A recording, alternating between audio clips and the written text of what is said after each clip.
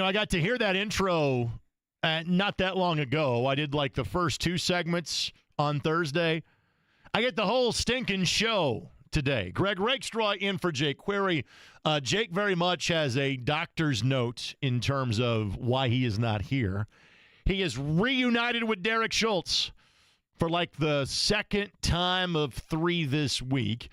Today is the annual Fastest Rookie Luncheon presented by the American Dairy Association of Indiana. Winners do drink milk this time of year around Indianapolis. And so with that, Jake can't be two places at once. Lord knows we all try to do that during the course of the month of May. I actually made this statement to Jeff Rick earlier today. I'm not sure how Jake does everything that he does. Because if Kevin Lee's not hosting Trackside, then I've been hosting Trackside. By the way, Kevin is back, I think, for most, if not all, of this week's shows. Clearly, last night was the Burger Bash. But when I haven't done it, Jake has done those. Obviously, he and Mike Thompson do 20 different episodes of Beyond the Bricks. Last night's was Monday Night Montage. Was able to kind of tune in and listen to some of that. I saw Jake yesterday doing Query and Schultz. We filmed that at 8:30 yesterday morning so Jake could get back here to be here in time to talk to pole sitter Robert Schwartzman, whom he gets to hang out with again today, whom he gets to hang out with again tomorrow. And then I mentioned Query and Schultz getting back together. I think Schultz is sitting in with Jake for the Carb Day edition of the show on Friday. They're getting a lot of quality time together. Don't let Jake, his radio character play it off. They really are best friends. I see them behind the scenes. I am the graphics guy for that show, in case you did not know. And like the answer department. Like it's quicker just to yell through the wall at me than like look something up on Derek's phone with Google. They just start yelling stuff at me and I respond back in terms of answers. So that's what Jake is up to today. And oftentimes, industry tip here, kids, oftentimes when the substitute teacher is the one that is filling in, you don't get like the best guests. Like those are saved for when the guy whose name is on the marquee is sitting in the chair. That is not the case today. In fact, I have Scott McLaughlin and Will Power both on the show today. I wish we had something to talk about with each of those two drivers. They will join us at 1 and 1:15, respectively. And for whatever you may think of the Penske organization, given the news of the last 48 hours, and most, if not all, criticism is valid at this point, they didn't pull the guys from the interview. I got a phone call from Jake yesterday morning, and I kind of kept waiting for that text from Eddie Garrison. Hey, listen, the Penske drivers aren't going to come on the show. But no, and they know that, we have to ask them about what happened on Sunday. Now, in defense of Scott McLaughlin, his car didn't fail tech. So he got to keep his fourth row starting spot on the inside of row number 10. And I'm basically trying to figure out a way to begin the conversation with him at 1 o'clock without having him tune me out for the rest of however long our conversation is going to be. Basically with a version of, hey, you got upside down, you wrecked your car, you couldn't go through tech, and you had the best day of your team. You ever think that was possible? Still trying to work that question out in my head when he joins us coming up at 1 o'clock. For Will Power, he goes to he's been there before. He's been in the back row before. But it's fair to point out that anytime you have a Penske car, pretty much in any race, or especially the Indianapolis 500, where they won 20, you kind of go, hey, that car's got a shot. Well, I want to say the furthest back that anyone has ever won the Indianapolis 500 is spot 28, is the middle of row 10. So does that mean that Will nor Joseph have a chance to win the race? That the guy that was set to be the sixth to ever attempt to win a third consecutive Indianapolis 500, you can check him off the list 6 days before the race ever takes place. We'll talk about that with both Scott and Will during the 1 o'clock hour of the show. Scott Agnes will join us, and he's got one of those fancy connections. It'll sound like he's right here next to me when he joins the show. Obviously, Scott is a very in-demand person lately, because the Pacers are really good, and that's what I am going to talk about here to kind of lead things off momentarily. The Fever are a phenomenon. And I'm sure you've been seeing this on social media, and I'm sure it's well known in the drivehubler.com studios, that pretty much every other night for the next 2 weeks is either a Fever game or it is a Pacers Eastern Conference final game. So Scott's a little busy.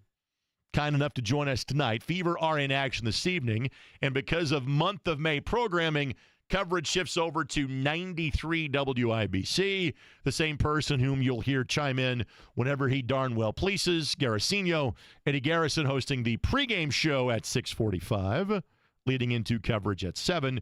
And, of course, he is I guess I, too, am part of the company part. Since there's no query, I guess we're both company today on 93.5 and 107.5 The Fan. If I were not here, I would actually be hanging out at the Colts complex today because, yes, off-season activities are underway. And Stephen Holder is normally a guest on Tuesdays.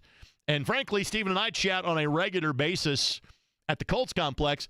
We hardly ever get the chance to actually have a conversation on the radio. So Eddie said, hey, you want to keep Holder on? I'm like, absolutely I do. So Stephen will join us at 2:30. Players and assistant coaches available today at 1. And again, obviously, when month of May, and oh, by the way, now an officially sold out month of May and race day, and this Pacers Eastern Conference final run, and the amount of attention, I should say, that we give to the Indiana Fever these days, it's been kind of hard for the Colts to kind of get a nose into the conversation. We'll give them at least 10 minutes coming up in the 2 o'clock hour. And it's not that Scott McLaughlin and Will Power are the only drivers joining us. We will close out the show today with Ed Carpenter. Ed might be making the full car wash, as they would say in ESPN radio parlance, because Ed was on with the morning show guys. He's going to be on with me coming up at 2:45. Did I mention that the Indy 500 was sold out?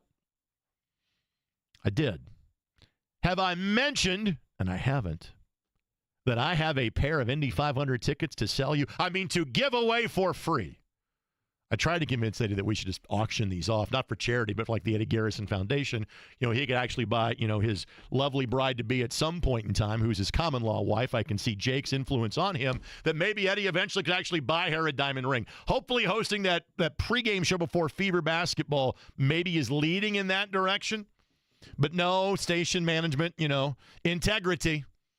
We have tickets for the race. Obviously, we are your place for the race. You'll hear it here. You'll hear me afterwards on 93.5 and 107.5 The Fan and 93 WIBC. We have a pair of race tickets to give away, and we will do that at some point in time during the 1 o'clock hour of the show. So, if you're like, man, this race sounds kind of fun, I'd like to go. Oh, darn. The race tickets are sold out. I'll have to give up a kidney to buy them from a secondary market. You do not. We've got you covered. And basically, every show here on the station has a pair to give away, as long as supplies last. So we have a pair of those that we will give away today. So that's kind of the batting lineup for today's show. Very much guest heavy from 1 o'clock on. It's up to me to keep you informed, entertained, enlightened between now and 1 o'clock. You can be a part of the conversation. Hit me on that thing we used to call Twitter, at Greg Rakestraw. You can always dial up the program. 317-239-1070 is the telephone number if you'd like to have an actual conversation. And I'm not going to be like the normal host of this show and give out my cell phone, but if you happen to have it, text the bat phone, and maybe that's the way that you can be a part of the conversation as well. I will lead with Pacers in terms of getting to, my monologue, so to speak, to open up the show. Not to steer clear of the 500/Penske controversy, but just because I think it's time to ramp back up into the Pacers conversation. These are first world problems to have when you have an 8-day break, because you so squarely kicked the Cavaliers' ass, you get 8 days off. But it's now been 7 days since the last Pacers game. And so the Pacers have been able to kind of catch their breath a little bit, reload, recharge, hopefully not collect any rust, getting ready for tomorrow night. But they have kind of left the stage open for the Fever home opener, season opener, and for all things Indianapolis 500 qualifying. But now we're a day plus a handful of hours away from the latest installment of Hicks versus Knicks. And the first one in 25 years that has an NBA Finals trip directly attached to it. And I started thinking about all of the times that we've gone through this. And not necessarily Eastern Conference Finals, but Pacers versus Knicks. 93. That was the first round. That was before the Pacers really had found their footing. That was the last year of Bob Hill. That was Larry Brown coming in the next year. But at least we had a John Starks and Reggie Miller headbutt. That kind of set the ground, the base.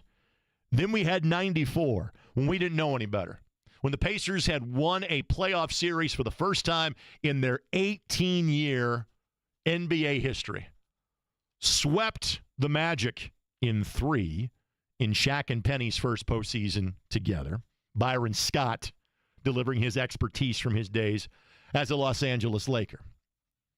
And then doing to the Hawks as a 1 seed what the Pacers just did to the Cavaliers as a 1 seed. And we're also getting into the time where in 1994, I wasn't working in the media here yet. I literally graduated high school during the Eastern Conference Finals of 1994. Eddie wasn't even born yet. I happened to be in Indianapolis the night of Game 6 when they had a 3-2 lead. My best friend was running the high school track and field state finals that weekend. I'm thinking, we may have landed ourselves into one hell of a party. Well, the last minute or minute and a half didn't go the way we thought it would. And Game 7 at the end didn't go the way we had hoped. But yes, the remarkable Reggie Miller fourth quarter of Game 5 that really launched his legend that he would then build on against the Knicks. That happened. I remember watching that from Mom and Dad's living room, from the house I grew up in, back in Lanesville. But then we had 95, Ding Dong, the Witch is Dead, the missed finger roll by Ewing. Then we take a break in that series. In 98, again, not in the conference finals, that would be the Bulls, in the Eastern Conference semifinals. And really what lasted about that series, well, if I have my years together, yeah, it has to be that year, is the Reggie 3 with all of the hands going to the head. What is now known as the surrender cobra. The, oh my God, how did he get that open? Oh dear God, he's going to wreck our entire town. This is just going to ruin my day. How did we let him get that open? That picture of Reggie, I'm 99% sure is from the 98 Eastern Conference semifinals. Obviously, 99 was a Racers-Pacers day. 4-point play, Nick Bavetta. Let's not talk about that, shall we? 2000, well, that was glorious. Then we have the Roy Hibbert block of Carmelo Anthony in the Eastern Conference semifinals in 2013. That was not a race day, by the way. That was a first day of qualifying for the 500. I literally, because we had some weather delays, I go from kind of handling quals as I had just become the program director of the Fan like 2 weeks earlier to flying downtown to grab a spot in a suite to watch that game. Then we have last year, and now we have this go-round. Engine number 9, but the third time of those 9 that this has been for a trip to the NBA Finals. And there's a couple of different conversations that piqued my interest listening to them about Hicks versus Knicks, Pacers versus Knicks, what the opportunity is in front of the Indiana Pacers that I wanted to jump on. And I'll probably take them in reverse order of how they got my attention.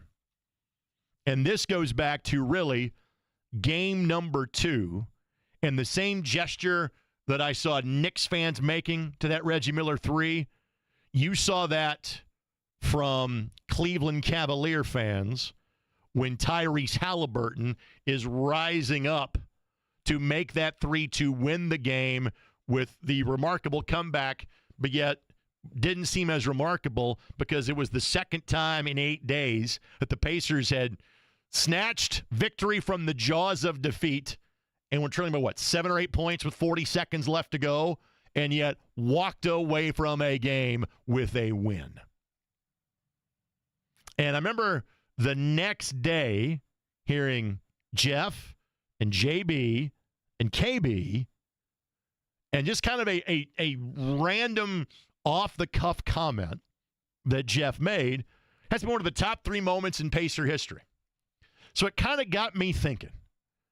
So much of what we view as great Pacer moments are usually from the Knicks series. But if I had to start ranking like my favorite Pacers postseason moments, what would those things be?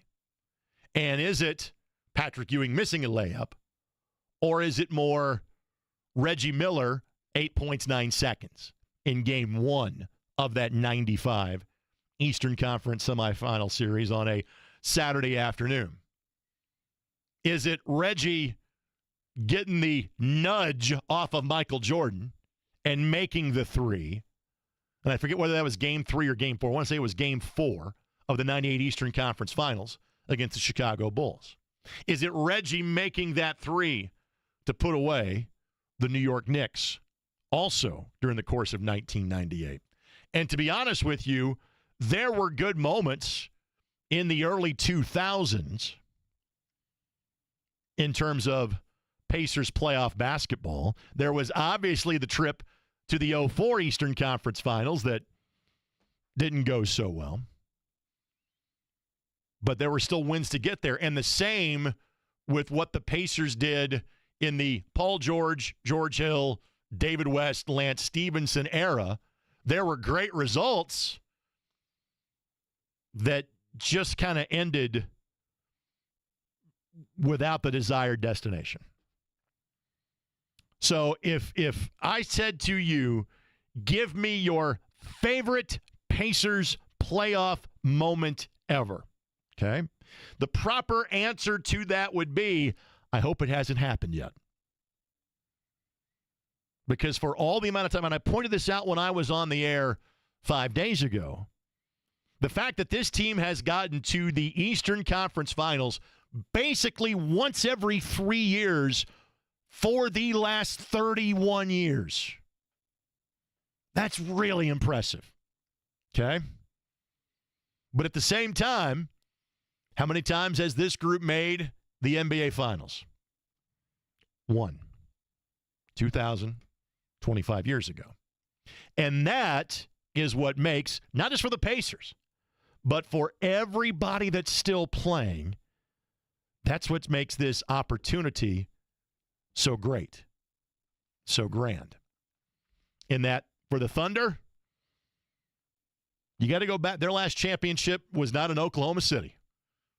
You got to go back to the Sonics days for that to be the case. And they should really not claim that history. I know every graphic shows, hey, they've won their last 7 Game 7s. Well, 4 of those were in Seattle, okay? And let's just say they started in 2007, 2008, shall we? Or 2008, 2009, whatever that case may be.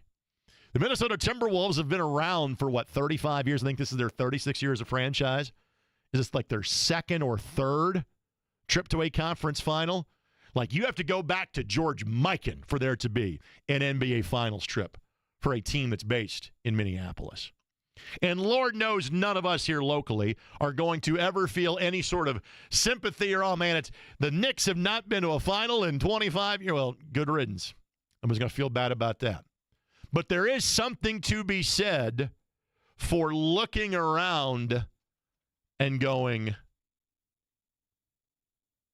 hey, somebody new is going to win. Or somebody is going to win for the first time in a long time. And for the Knicks, you got to go back to the early 70s, the last time they won a championship. Now, I darn sure don't think it's going to happen this year either. I think they're getting beat in the next 2 weeks. Right? Right. It's the reason why you listen to this radio station. Good news is I'm not on the Pacers beat. I can be a complete and total homer about this. There is no such thing as journalistic integrity when it comes to me and talking about the Indiana Pacers. It's just about being a fan. I don't get to be in that spot very often. It's wonderful. But I do think they're going to win. And that kind of leads me to my final point of this whole rambling monologue that I have for the opening segment of the show. And that would be this. Again, I'll reference the guy that normally sits in this seat. And Eddie, I know that oftentimes what Jake talks about with Derek almost is kind of a precursor, because we tape that show on mornings, before he comes into do this show. Now, there was so much that happened yesterday and the late-breaking Pacers news. So, Eddie, I'll ask you to crack the microphone for the first time. Good afternoon to you. How are you, sir? Good afternoon. I'm well. How are you? I'm good. Did Jake kind of bring up in conversation yesterday, and again, a lot happened from the end of taping Query and Schultz to being here for the show at noon. But did he bring up in terms of kind of how this Pacers team compares to other Pacers teams who had this opportunity? Not really. Okay. So, yesterday on the television side of things, which you can watch at iscsportsnetwork.com, shameless plug, anytime. It's also on Twitter, YouTube, the whole 9 yards, Facebook through Query and Schultz. Basically started talking about, is this the best Pacers team? And the answer was no. The best Pacers teams of the NBA ilk were the 98 team that, yes, was the only team that really seriously threatened to beat a Chicago Bulls team in a 7-game series. I think the Knicks took them to 7 once, maybe like in 93. The Pacers took them to 7, and home court advantage held in all 7 games. Right as I am beginning my career, I'm appearing, I think, on WGN Radio or one of the talkers up there that did an evening sports talk show before Game 6. And I'm like, fellas, I'm not sure if the Pacers can win a Game 7 at the United Center. But I guarantee you this series is not being closed out in Indy. I know how great Michael Jordan is. I know how good the Indiana Pacers are. And I firmly believe that the best competition that those Bulls with MJ and Pippen that won 6 championships in 6 and a third years together, the one team, when they were full strength, not counting the 95 season, that had a legitimate chance to beat them in a series were the Indiana Pacers. And then in 99, in the strike-shortened year, who was the best team in the league? It was the Indiana Pacers. They simply did not deliver in the Eastern Conference Finals. Is this Indiana Pacers team the best team in the league? Maybe not over the course of the season. They just might be right now. Time will tell. But of all the times that the Pacers have gotten to the Eastern Conference Finals, I would argue with you this might be their best opportunity to win the whole stinking thing. And again, I'll kind of use the gifts I have been given. My good looks, for those of you watching on the stream. I'm just kidding about that. My photographic memory to walk you through the previous Eastern Conference Finals and explain why this should feel different to you. That conversation continues on the other side. You want to join the fray? 317-239-1070, the telephone number. At Greg Rakestraw on Twitter. Since the email address I have doesn't include the current numbers of the station, I'll probably let that go. Keep it to email and Twitter, shall we? Or again, if you got the bat phone, dial me up. Greg Rakestraw in for Jake Query. Eddie Garrison is going nowhere. We leave him chained to the board at all times. Back in a moment, 93.5 and 107.5 The Fan.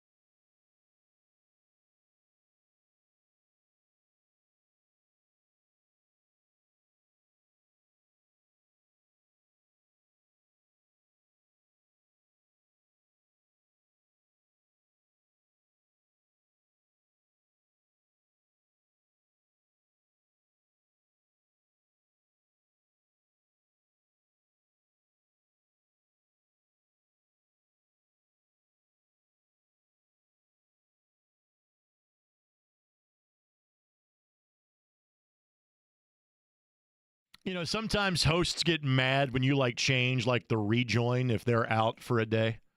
I think this actually happened with Jake one time with Derek. But if you want to change that just to company for the rest of the day, that'd be he's working today, just not working here. Jake is doing the fastest rookie luncheon that he does on this day every year. He and Derek Schultz have hosted that either pre-pandemic or ever since we brought it back after the pandemic, one of the two. So you get stuck listening to me, Greg Rakestraw, between now and 3 here on 93.5 and 107.5 The Fan. I went Pacers heavy in the opening segment. I'm going to go Pacers heavy in this segment. We'll kind of see where we go next segment. We are scheduled to have both Scott McLaughlin and Will Power to start the 1 o'clock hour of the show. Ed Carpenter at 2:45. Did I tell you we got 500 tickets to give away? A pair you've got to come to the station to pick them up by Friday. But yes, for a race that is sold out, that will have north of 300,000 attendees, I have 2 free tickets for you. How do you win those? I don't know. Eddie and I should have had a pre-show meeting. But we'll figure it out at some point in time during the 1 o'clock hour of the program. Scott Agnes, Stephen Holder as well. Hit me up on Twitter at Greg Rakestraw if you'd like. Text me. I'm not giving it my phone. I'm not Jake. But if you know my phone number, and a couple people did during the first segment of the show, we'll get to those at some point in time. But as I promised to you, another walk through Indiana Pacers history, shall we?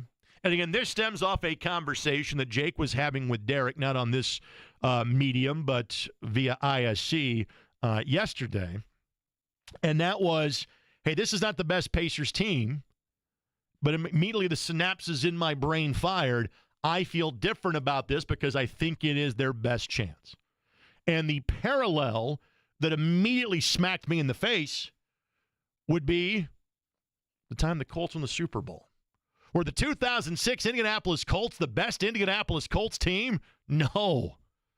The 2004 team was better. The 2005 team was significantly better. You could say the 2009 team that got there but got beat was better. But again, that was more about number 18 carrying a team.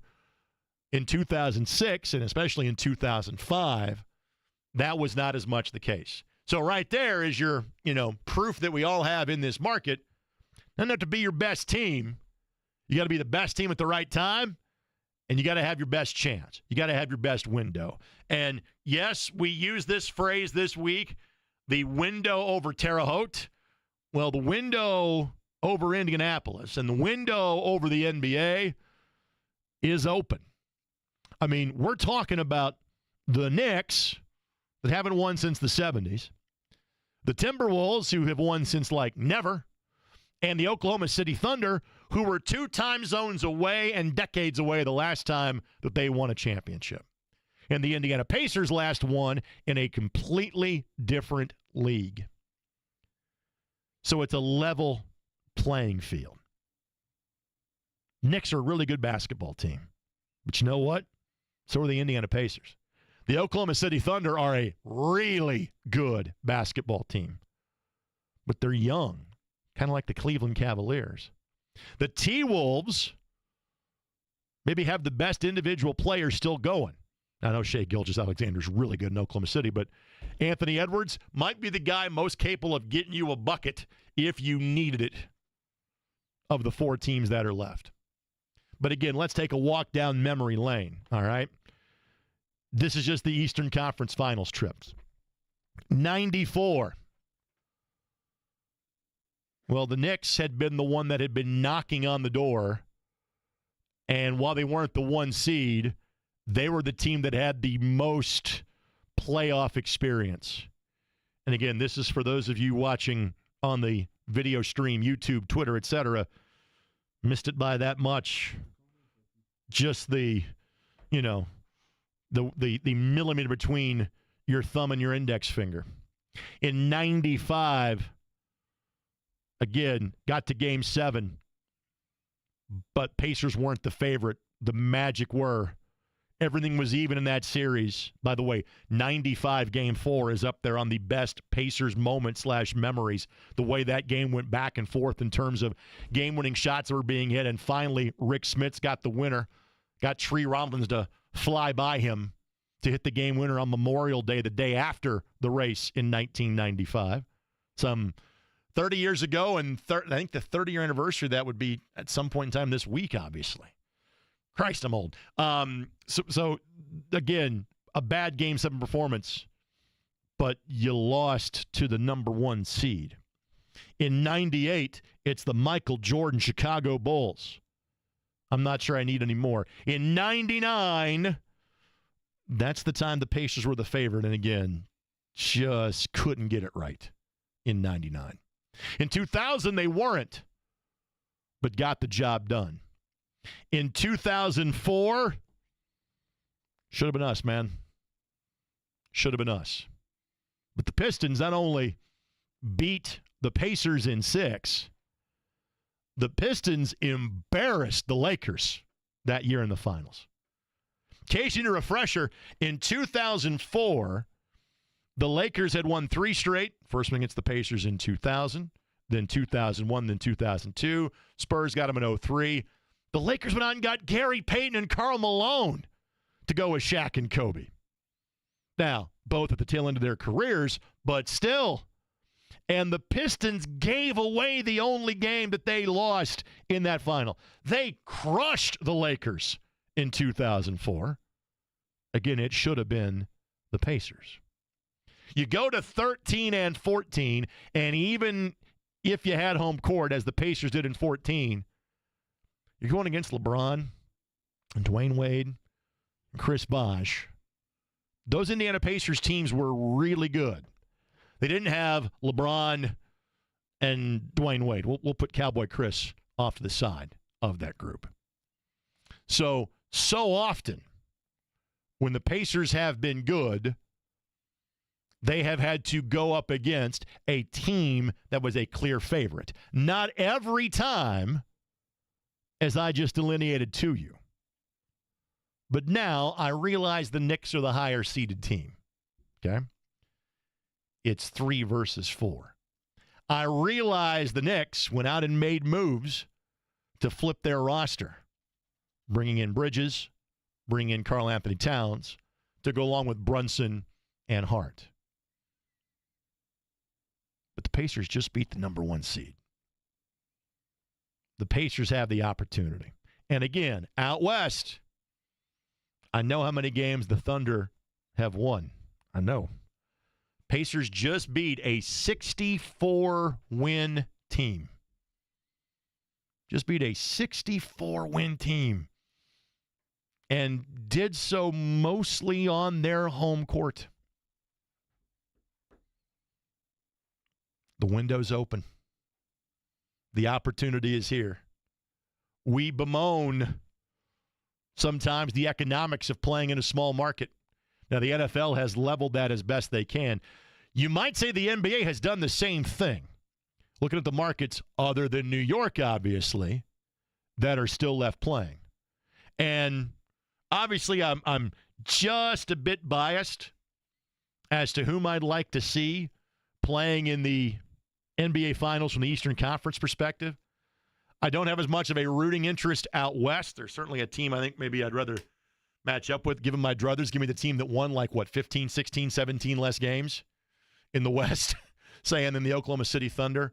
But part of me, just to stick it to those that are the bandwagon jumpers, the major market followers, any combination of Minneapolis-St. Paul versus Indianapolis or Oklahoma City and Indianapolis playing in a championship series, there literally might be some media folks' heads that explode from spontaneous combustion because we'll have a flyover NBA Finals.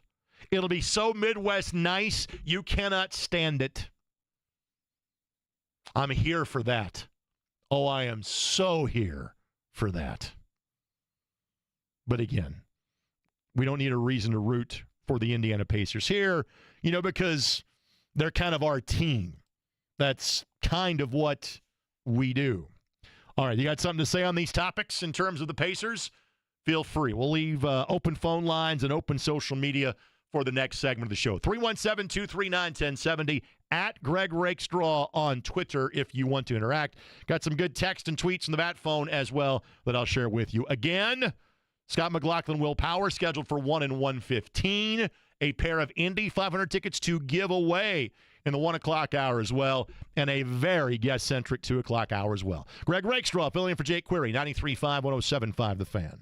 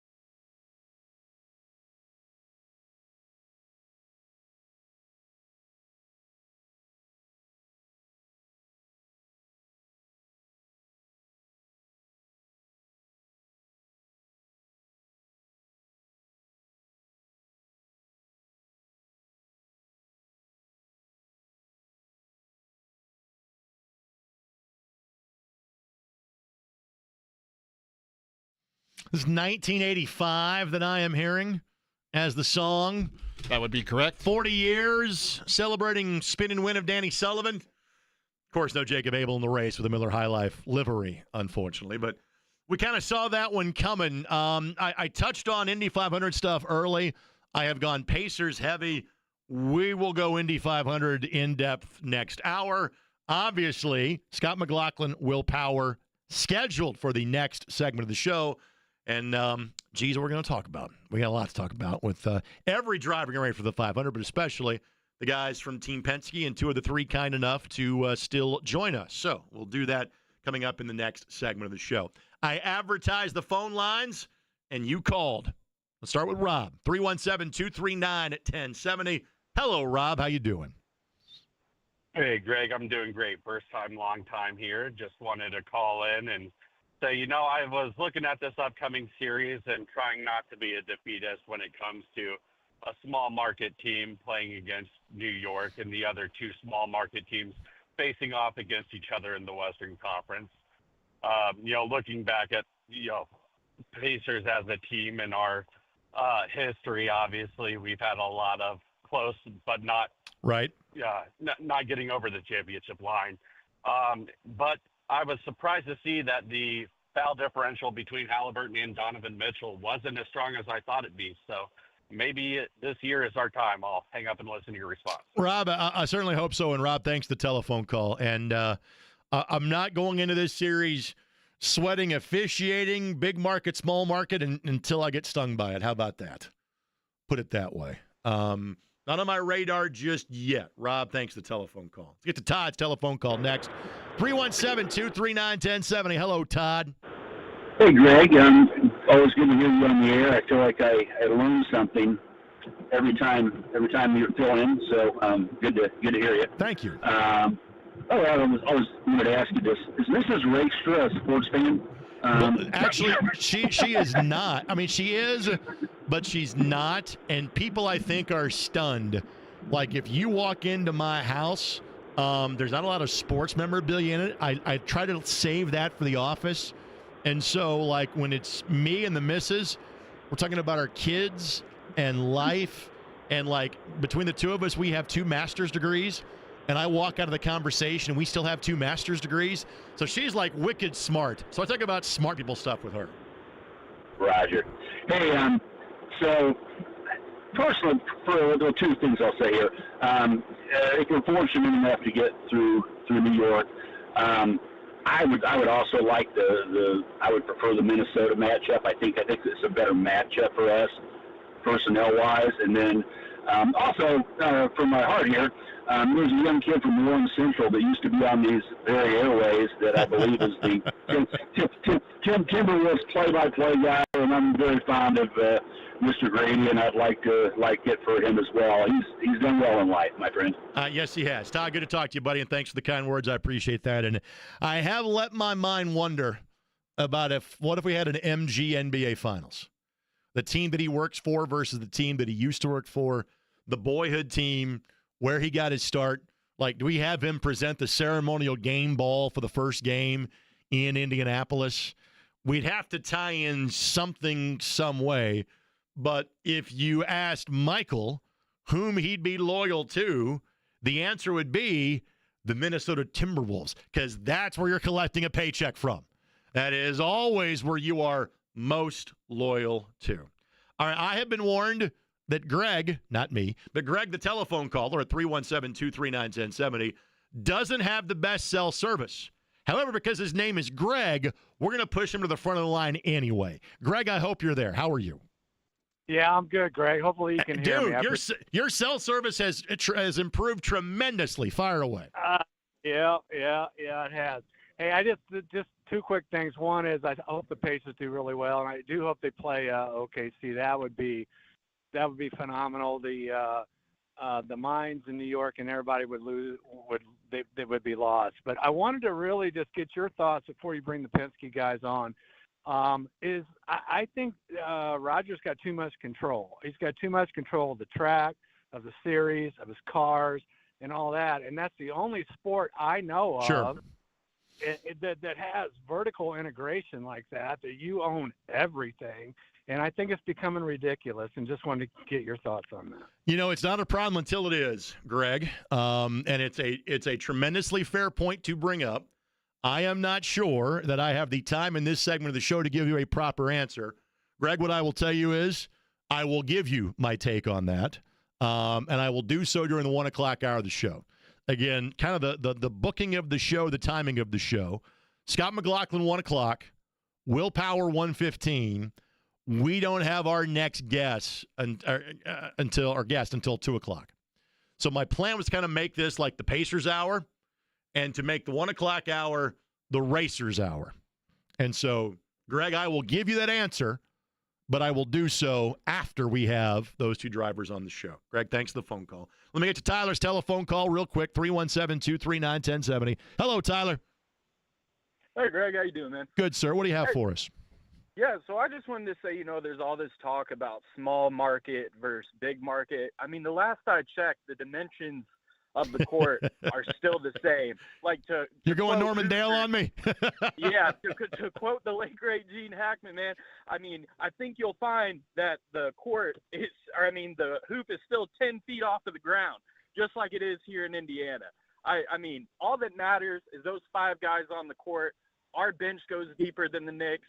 Pacers in 6. We bringing a title home to Indiana. I'm tired of hearing the entertainment, sports, and Knicks programming network on ESPN just talk about the Knicks this, the Knicks that. Nobody gives the Pacers a chance. They didn't give us a chance against the Bucks. They didn't give us a chance against the Cavs. Well, we just keep winning series. We just keep winning games. What the hell, Leonte? Pacers in 6. We're bringing a title home. There you go, Tyler. Let's go. I'll give you more on what Tyler had to say there coming up in a matter of moments as well. But again, we'll dedicate the next segment to what has clearly become, in a month full of storylines, what has obviously become the biggest storyline of the month of May, and that is the penalties levied against Team Penske yesterday.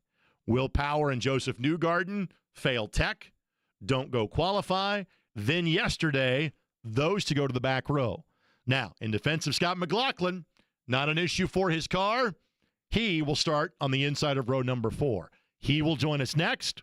Will Power after that. Greg Rakestraw filling in for Jake Query. 93.5 and 107.5 The Fan.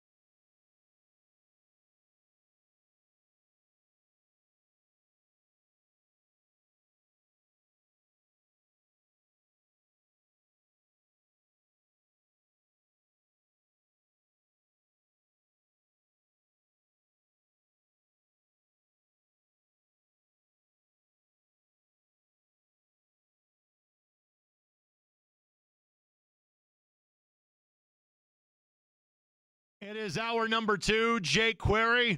Well, he's talking to an IndyCar driver right now, one of the 3 rookies. Not sure whether it's Schwartzman, Foster. Not sure if it's Nolan Siegel in terms of the 3 rookies that have qualified for their first Indy 500. I happen to have a guy that's going to be starting on the inside of row number 4 and was last year's pole sitter, and a guy that's finished in the top 6 4 of 5 races so far this year. That would be Scott McLaughlin, driver of the Yellow Submarine, coming up in 5 days at the Indianapolis 500-mile race, and he joins us now. Scott, I know that in one sense you've been crazy busy, but it's also your first day out of a race car. How you feeling after 7 straight days in a race car, Scott? I feel great, but I'm just doing the normal. My wife's dragged me to a mall, so I'm on a rainy day going to a mall. So I'm actually at Keystone right now, just hanging out. But anyway, it's been a busy week, and obviously up and down in all sorts of reasons. But we're nice to have a day off and go through a bit of the data and figure out sort of where we're sitting come carb day. And obviously I've gone to a new car now, and car feels a lot better, and not a lot better, but just as good as the last one. And I think we've got a good shot come Sunday. Well, obviously, the first things first. I know you were checked, cleared, and if the car could have been put back together, you would have gone out on Sunday afternoon. Yeah. How are you feeling first and foremost? Great. Obviously, it was a huge bummer because I thought, we definitely had a car that could have poled again. It was super quick, and just knew we could have done that. But obviously, the place bites when it wants to, and just overstepped the mark a little bit. But the Penske crew just took their time, and we could have gone out that afternoon, but they just wanted to make sure the car was right, and for Monday practice. And it was a brand new car, amazing job by the crew. And went out yesterday and absolutely no issues, just a couple of little things that we need to iron out and fix compared to the 2 cars, and it should be just fine come carb day. We have this very unique ability these days to have a camera in cockpit, rotated, etc. So obviously we all get to go along to the ride to some degree, not to the same degree you experienced it, but the first thing that we all see is you putting your hands to your head. Was that safety measure to get them off the wheel, get them away from the side of the car? Was that, I can't believe what I just did, a combination of the two? What was that immediate moment / reaction like for you? No, you always try and brace yourself, right. In some ways. The way that it just happened, like it was a huge hit and happened so quickly that, I didn't even get a chance to brace myself. So the next best thing I could have done was just basically hold my helmet, Right. It was honestly just so instinctive that, I didn't even get a chance to brace myself. It was just how it was, and that's where my hands ended up. But it's kind of crazy how it all worked out. All of this happens in a fraction of a second, and the reaction is 2, 3, 4, 5 seconds. One of the things that from guys like you to people like me that have been around it but have never been inside of a car when it does something like that, one of the common things is that people tend to say everything slows down. Did you have that experience, or was it the opposite? You blinked and it was done?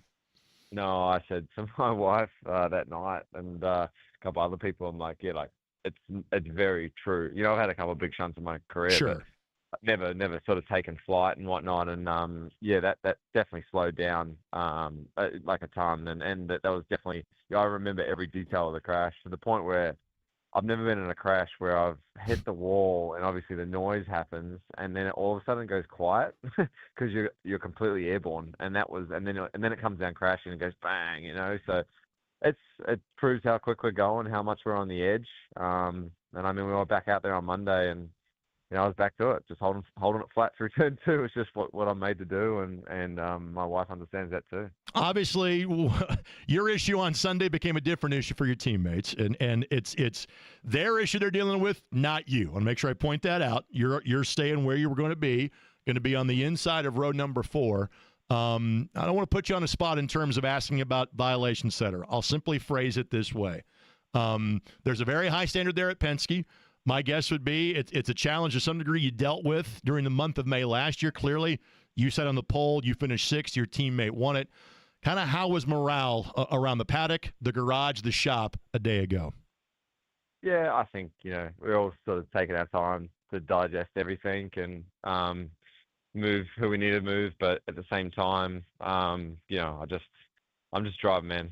I just get in, do my job, and get on with it. And that's all I'm here for. All right, Scott McLaughlin, our guest. Again, Greg Rakestraw in for Jake Query, 93.5 and 107.5 The Fan. Scott, they're joining us on the Rhinegeist Brewing Hotline. A couple of things one thing I wanted to ask you, and I'll kind of like a variation of that. Obviously now you've been a part of the series on a full-time basis since 2021. This will be your 5th Indy 500. And for those that do not know, Scott is now an American citizen. So first of all, congratulations on Thanks. that. That happened in the very recent past. At what point in time growing up in New Zealand was like the IndyCar series and running an Indy 500? When did that become kind of a tangible goal for you? Look, I think you'd have to say when Dixon won his first one in 2008,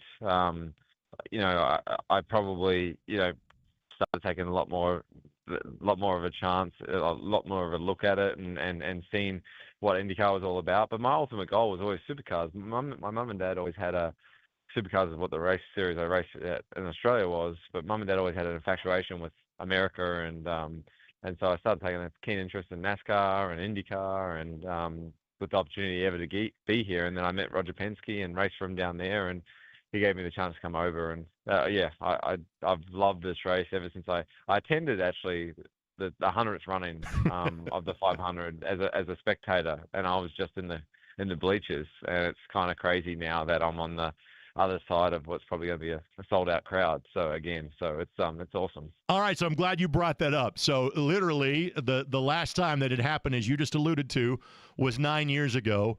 Where were your seats, and how many holy blank moments did you have that day 9 years ago when you're like, there's like 350,000 people around me at this rate? What was that experience like for you? Yeah, we were middle of turn 1 and 2, which was pretty cool. Just experiencing the pageantry and all that stuff. And I definitely wasn't sober, which was a lot of fun. So we had a blast, and it was just me and a buddy from Australia, and we popped over between races, and best thing I ever did. But it was actually the weekend I signed my contract with Roger for the Australian season. So it's kind of swings and roundabouts how it's all worked out. And little do we know, I didn't realize I'd be sort of in the race 9 years later, as you say. Again, Scott McLaughlin, driver of the Pennzoil number 3 for Team Penske, joining us here. Greg Rakestraw for Jake Query, 93.5 and 107.5 The Fan. I'm not sure there's a better way to phrase this. How big of a deal are you and Scott and Marcus and the IndyCar Series? How followed is it in New Zealand, knowing the obvious time difference that you have every time you race? It's actually, the time difference not too bad. The times that we race at, it's actually works out around to be around 6 a.m., 7 a.m. New Zealand time. Okay. So it's actually not too bad. But yeah, it's a big deal. IndyCar's getting a huge following down there. They've got great coverage down there with the international feed. And now with obviously 3 Kiwis and 3 decent cars. Right. And obviously one's the greatest of all time. There's a lot of following down there. So it's really cool. There has always been talk about doing, and Pato brought this up last year. We've talked about, all right, let's maybe have a race in Mexico. Obviously, there's always been talk about maybe Surfer's Paradise at some point in time coming back. Could there be an IndyCar race in New Zealand? What would that be like? A, is there the course for it? B, I'm sure there's the interest in it. Do you think something like that could happen in your tenure as an IndyCar driver? I don't know. What I would do to race down in Australia and New Zealand with these cars, I would love that. But I think at the same time, it's all it's a huge investment to go down under there with all the cars and stuff. But I know for a fact that the payoff for us doing that would be incredible. I think it would be really beneficial. But I think it could easily work down there again, and I think New Zealand would get around it. I imagine if you went to Australia, I truly believe there would be, close to 300,000 across the weekend. So it'd be a huge event, very similar to say you see Long Beach or outside the 500. So Scotty, I had planned on asking you about how you kind of wanted to be an IndyCar driver. What I had not planned on until I got tipped off about this, You're a Knicks fan, is that correct? Yes, I am. I've been a huge Knicks fan since I was about 2 years old. My mum and dad went to New York when I was a kid. They brought me back a jersey, and obviously this is the '90s era of the Knicks and all that stuff. And yeah, I've been in love with the team, and then I eventually married a girl from New York, which made it even more crazy. And yeah, now we're in this rematch from the late '90s or whatever, with the Pacers. So it's an unpopular opinion to have here in Indiana right now, but everyone's been pretty nice about it. Listen, I was going to say, I don't want to be like the Knicks fans throwing like the trash bags on the Pacers fan that we talked about over the course. I'm trying to be bigger than that, and the reason you gave is just a good one. So now I guess the follow-up question is this. You're going to be pretty exhausted, win or lose, coming up on Sunday. Are you planning to go to game number 3, Pacers-Knicks at Gainbridge Fieldhouse? I've asked for tickets, but the best way I can do that is if I win the race. I believe that there's a situation where they take the winner there. So that just works out perfect for me. I'm just a bit worried if I walk in there with the Borg and I've got a full kit of Knicks gear on, I'm probably going to be the first guy that's been booed in Indiana. So anyway, look, let's just get there first. But it's like I said, everyone's been pretty respectful with everything. We've had some really good banter, and I'm just excited for the series. I think it's going to be 2 great matchups, 2 great teams. The Pacers play such a fast basketball game, and then you've got the Knicks who are just, obviously Tibbs just runs them out like crazy. So it's going to be interesting how they combat all that, both the teams. But yeah, I'm excited for it. Listen, this is where the difference in swear words pays off for us. Will Power talked about this in years gone by. I can drop a full kit wanker on American radio and nobody knows the difference. That I'd have to give that to Scott if that's the way he showed up on Sunday. All right, before I let you go, because you've been so gracious with your time, and frankly, we're going to get Will Power coming up in a couple of minutes. As you talked about, you're doing like the normal husband stuff. You're spending time with the wife after 7 straight days in the race car. Before you get to Carb Day on Friday, what are these next 3 days like for you? Look, not too crazy. We'll do a community day tomorrow, so we go to a couple of elementary schools and see some kids, which is cool. Always a good feeling there. And then we head to media day on the Thursday, and then Friday is obviously Carb Day. So it's our final 2 hours in the car, which is probably one of the most important sessions before the race. And then obviously the parade Saturday, which is amazing, and then Sunday race day. So a lot of it's just prep, dotting the I's, crossing the T's, making sure we're in a good spot. And yeah, I think we're in a plenty good spot to have a crack at this. I think there's no doubt from the inside of row number 4. Scott, thank you so much for the time. And I know the last couple of days have been a whirlwind for a multitude of reasons. I appreciate you carving out some time with us.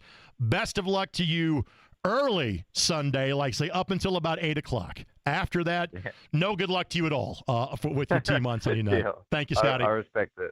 Thank you very much. Cheers. You get Scott McLaughlin, driver of the number 3, the yellow submarine. He and the Thirsty Threes going for an Indy 500 championship. Obviously, would be a 21st for Roger Penske. Now, let me tap dance here for about a minute or two, because Will Power is scheduled to join the program here in a couple of minutes. And obviously, Will's situation's a little bit different. All right. Scott, not implicated. The number 3 car was not looped in to the failure to get through tech on Sunday. So his car inside of row number 10. Will and Joseph have to go to the back of the field. They'll be starting 32nd and 33rd. And again, Will has had experience, and I forget, I'll ask him about it. Maybe he's tried to block it out. But he had one year where he came from the back of the field. Had a mechanical issue, whatever the case may be. Just didn't have the speed that he wanted to. So he's done that before, so we can kind of talk about, previous experience.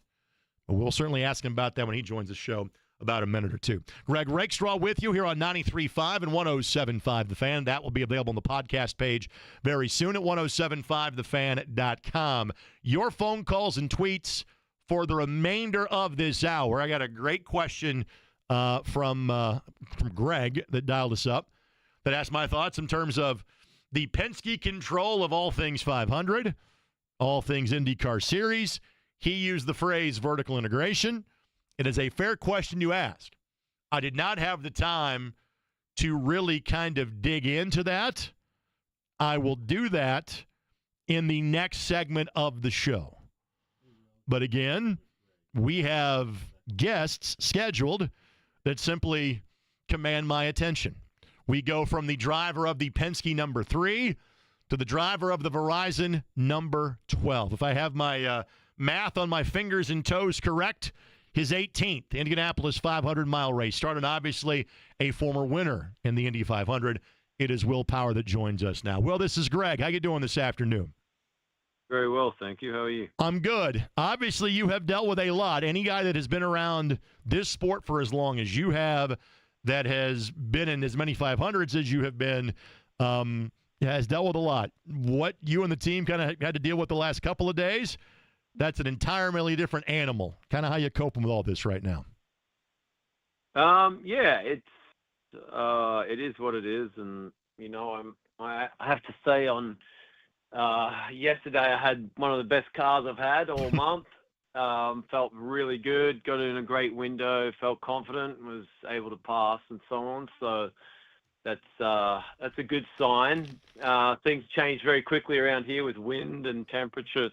Oh, you got to be on your toes, but very happy with the setup right now. You have been through this before, and I have forgotten what year you kind of had to come from the back of the field. So you've been there, done that, and you well know nobody has won from as far back as you're going to attempt to on Sunday. Just how does your race change going from row 4 to row 11? Yeah, that's true. It definitely starts with a different downforce level, and just have to be very clean the whole time with pit stops, everything, and just slowly, methodically work our way up and hopefully be at the front at the end. Again, Will Power, our guest. Greg Rakestraw for Jake Query here on 93.5 and 107.5 The Fan. When I say the phrase, your 18th Indianapolis 500, what's your instant reaction knowing that you've now been a part of this so many times? It doesn't seem like that many. It does not seem like 18. That's crazy. Yeah, man, time goes fast, huh? Yeah, it's the funny thing is it never gets easier right around here. It's a very difficult place. I have a ton of experience, so I'm very well rounded in all the little details that matter over, a 500-mile race. But yeah, it's been fun. It's when you look back on it, the stress, the pressure, the elation when you win, the ups and downs, the qualifying weekends, there's nothing more stressful, I would say, than qualifying weekend. It is just an ongoing stress. And, race, obviously you wake up in the race, you're in the race, and you don't have to go through many different rounds and whether we should go out again or any of that. But yeah, it's been fun. I didn't have a chance to talk about this with Scott because obviously so much of the conversation leading into qualifying and qualifying weekend was all things hybrid, like it has been in the series for the better part of the last 10 or 11 months. You can now put dealing with the hybrid and qualifying behind you. How different is this race car compared to what it was a year ago because of the hybrid weight, hybrid power effect, et cetera? It doesn't feel very different in race configuration. It's definitely more unforgiving because of the weight when you have a moment. It's much harder to catch, but it feels very similar the way you're racing, all that. It's not a big deal. When it comes to having you and Joseph kind of in a similar position, how much can that help you during the course of the race where you guys can kind of attack this together?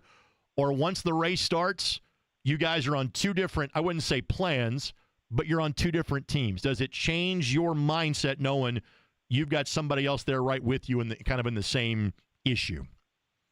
Yeah, kind of. I don't know if that's good or bad. You can. I think you want cars that are easy to pass around you. Right. But who knows, man? You know, it's such an unpredictable sport. You never know some of these things. You can say good luck or bad luck is just the way it is, and sometimes these are big blessings. These things puts you in the right place at the right time, and you can't question it. You have now been doing this for 2 decades, if not more, in terms of the States. And I asked a question of this to your teammate being a Kiwi, but being an Aussie, when did running an IndyCar and when did running in the Indianapolis 500 really become a tangible goal/dream for you? When did you start thinking about that as a young racer? I always loved open wheel cars. It's just, from when I was a little kid, my dad had a Formula 2 car. Yeah. But, it became more of a reality when I moved to Europe.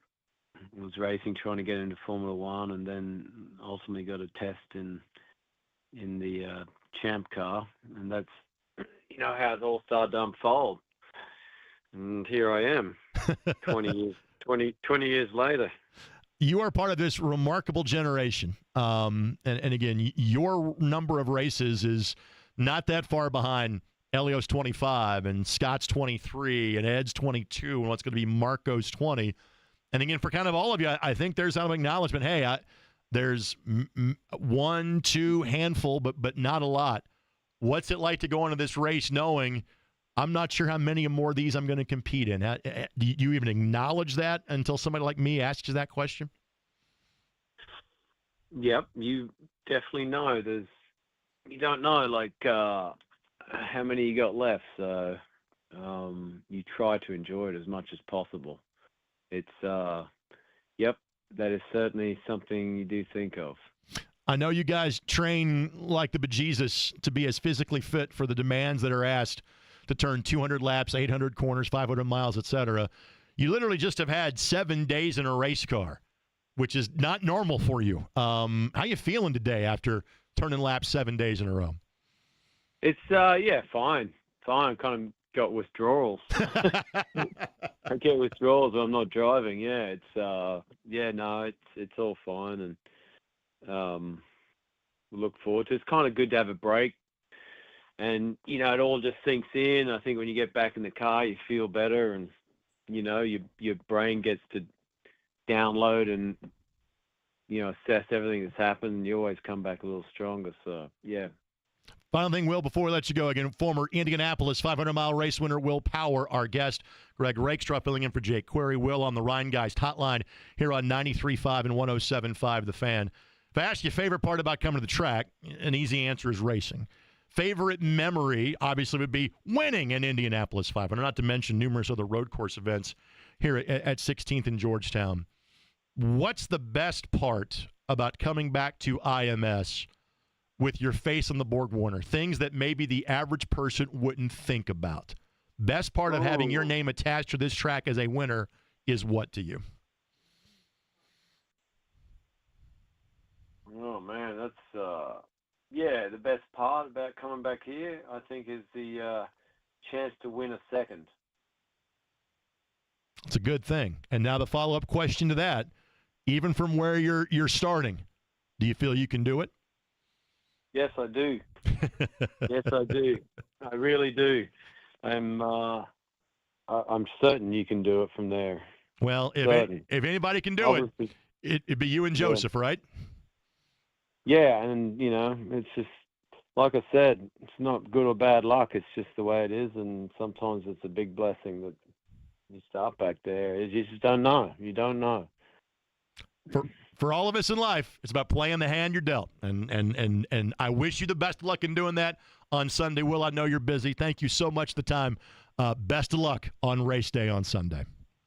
Absolutely. Thank you. You got it. Will Power, kind enough to join us. Thank you to Team Penske. And again, they didn't have to do those interviews. A lot of folks would have said, hey, we're going to pull back. They did not. Obviously, I asked questions. I did not dig deeply into them, but because I wanted to make sure that you got, the listener, as much out of those interviews as possible. You want to react to those? Feel free. 317-239-1070. Hit me up on Twitter at Greg Rakestraw. I promised I would respond to another Greg's question from the previous segment of the show. And that is, we just had two Penske drivers on. Roger Penske owns the Motor Speedway. Roger Penske owns the series. Roger Penske had two drivers that got sent to the back, and key team members will not be at the racetrack on Sunday and got fined $100,000. How much Penske is too much Penske? I'm not sure I've got a good answer for it, but I'll at least explain my thoughts when we come back. 93.5, 107.5 The Fan.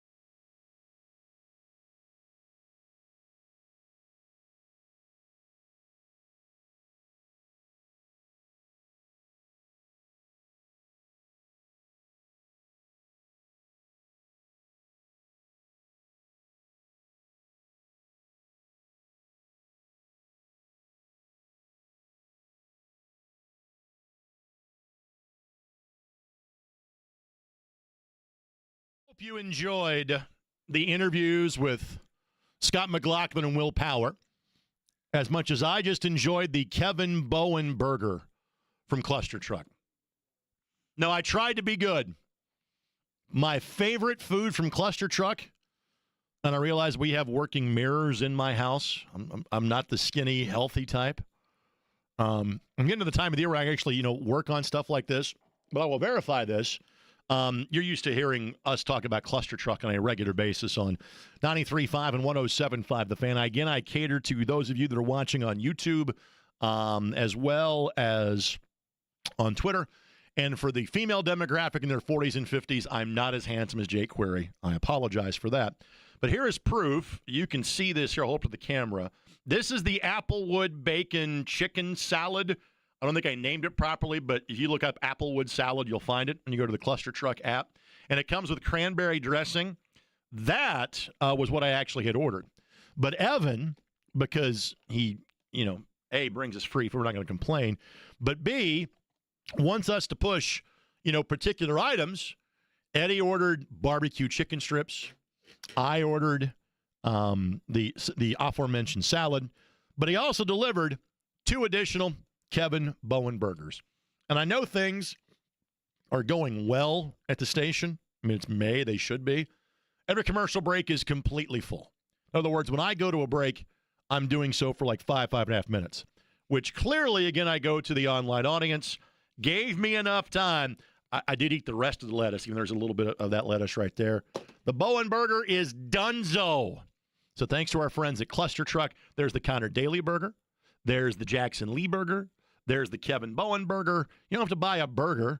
Again, I dig the salads that are there. Like, they give you like a burlap sack of tater tots when you order food from Cluster Truck. There is this thing called the Lazy Burrito. If I ordered that, I would be asleep by the time that Ed Carpenter called the show at 2:45. You have to know your limitations in life. So, Cluster Truck, download the app. They deliver it right to you. For example, I live in Broad Ripple. I know exactly where my Cluster Truck food comes from. It comes from right down the street on Broad Ripple Avenue. Locations all across town. Cluster Truck, yummy. Thank you, Evan, for bringing that in. Eddie was actually busy working during the break. I was just busy eating. And frankly, I like that part of our relationship. 317-239-1070 is the telephone number. Hit me up on Twitter at Greg Rakestraw. Thank you, Scott McLaughlin. Thank you, Will Power. I asked them both about the activities of Sunday, but I did not dwell on it. And let me simply respond to Greg, who called us before the 1 o'clock hour on this big flurry of telephone calls. Like it was qualification runs at 5:30 on Saturday. We got this big bunch of phone calls right before the 1 o'clock hour. And most were talking about the Pacers. Greg wants to talk about the 500, and I'm cool with talking about both. And he asked the question, which is the obvious question, which is the question that several are bringing up. And our sister station, who is our partner in many aspects, but especially in the month of May, Hammer and Nigel had their Tales from the Track last night with Graham Rahal. And Graham was not shy about what he had to say. In fact, we'll play some sound bites from him in the next segment of the show to talk about how he feels about the subject. He did not mince words, all right? We'll play that for you coming up in the next segment of the show. But I told Greg I'd give him an answer, and we're going to do that right now. When he said, hey, how much control is too much control? And the word that was used, or the phrase that was used yesterday by a guy that we all respect around here in Doug Bowles, was an optics problem. It's one way to put it. Greg, my response to you would be, should there be a scenario where Roger Penske owns the track, owns the series, and has 3 cars competing in the series? No, probably not. But my response would also then to be, who else is going to do it? When the series and the track were purchased in I want to say November of 2019 is when this was announced. It was largely met with tremendous adulation locally, just because you knew what having the Penske fingerprints on the facility would mean. that the racing tradition that we have all grown up around, been a part of in some shape, semblance, or form, would continue on. And one of the things that was clearly noticeable, especially after we got through the COVID period of 2020, but when everybody came back in 2021, 2022, et cetera, you would see these little touches that were different.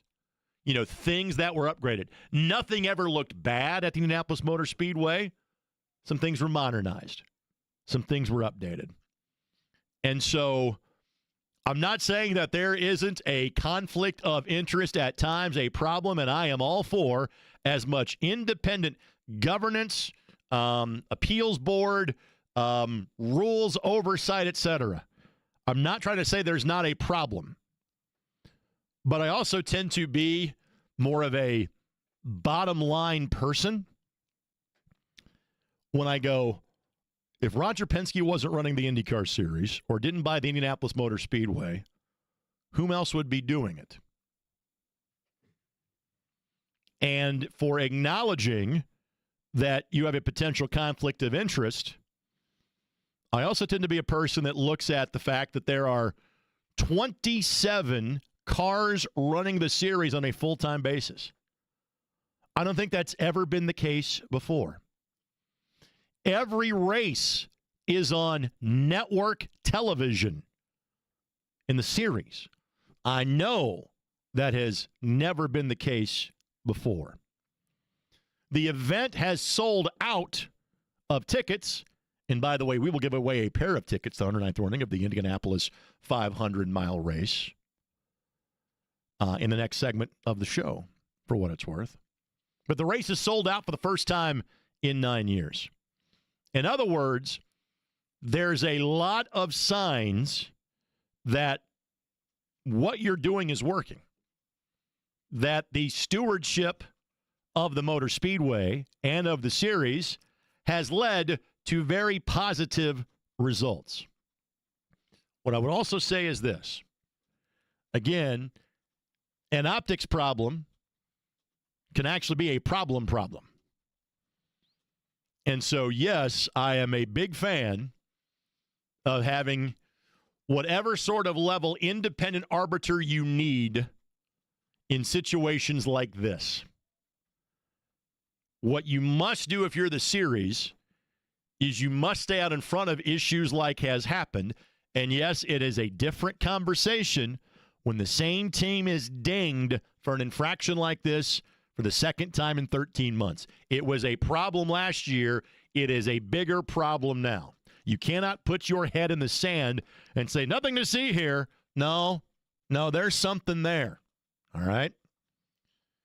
What you have to do if you're the series is you have to find a way to ensure it is a level playing field, to ensure that a penalty to be handed down to Team A would be handed down to Team B, handed down to Team C, etc.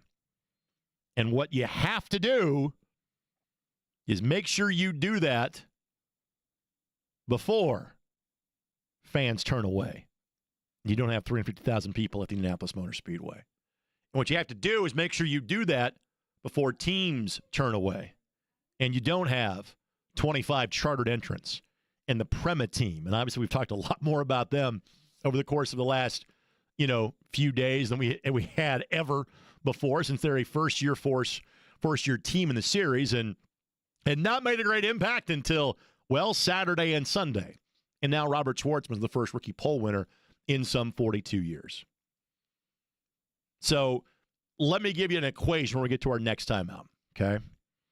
When someone says optics problem, it is almost an inference to, we want to get out in front of this before it's a problem. For the other teams in the paddock, it is a problem.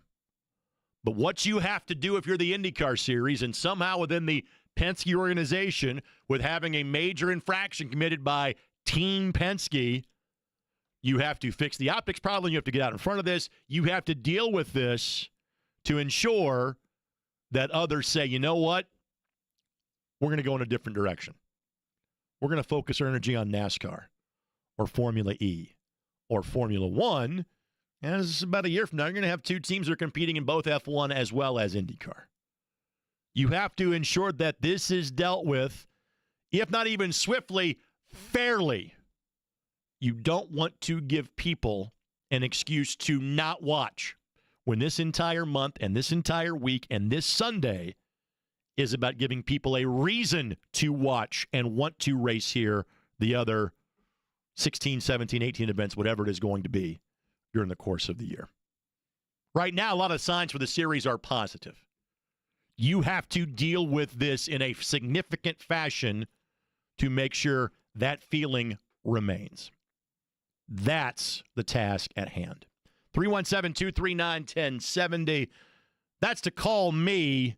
We're not giving away those tickets just yet. We'll do that next segment. We will hear Graham Rahal's take from our friends at 93 WIBC. We'll do that when we come back. 93.5 and 107.5 The Fan.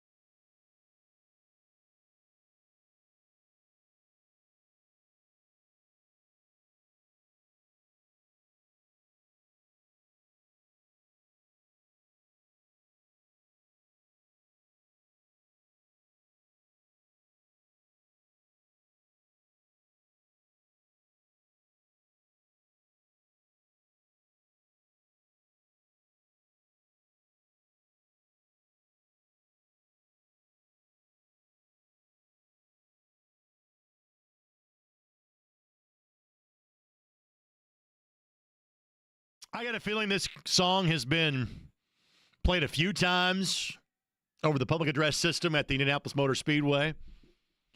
I would imagine there have been children conceived of this song in the Coke lot over generations. I'm not sure if that's why Eddie picked this song. But you know what I think you would love if you're listening to this show?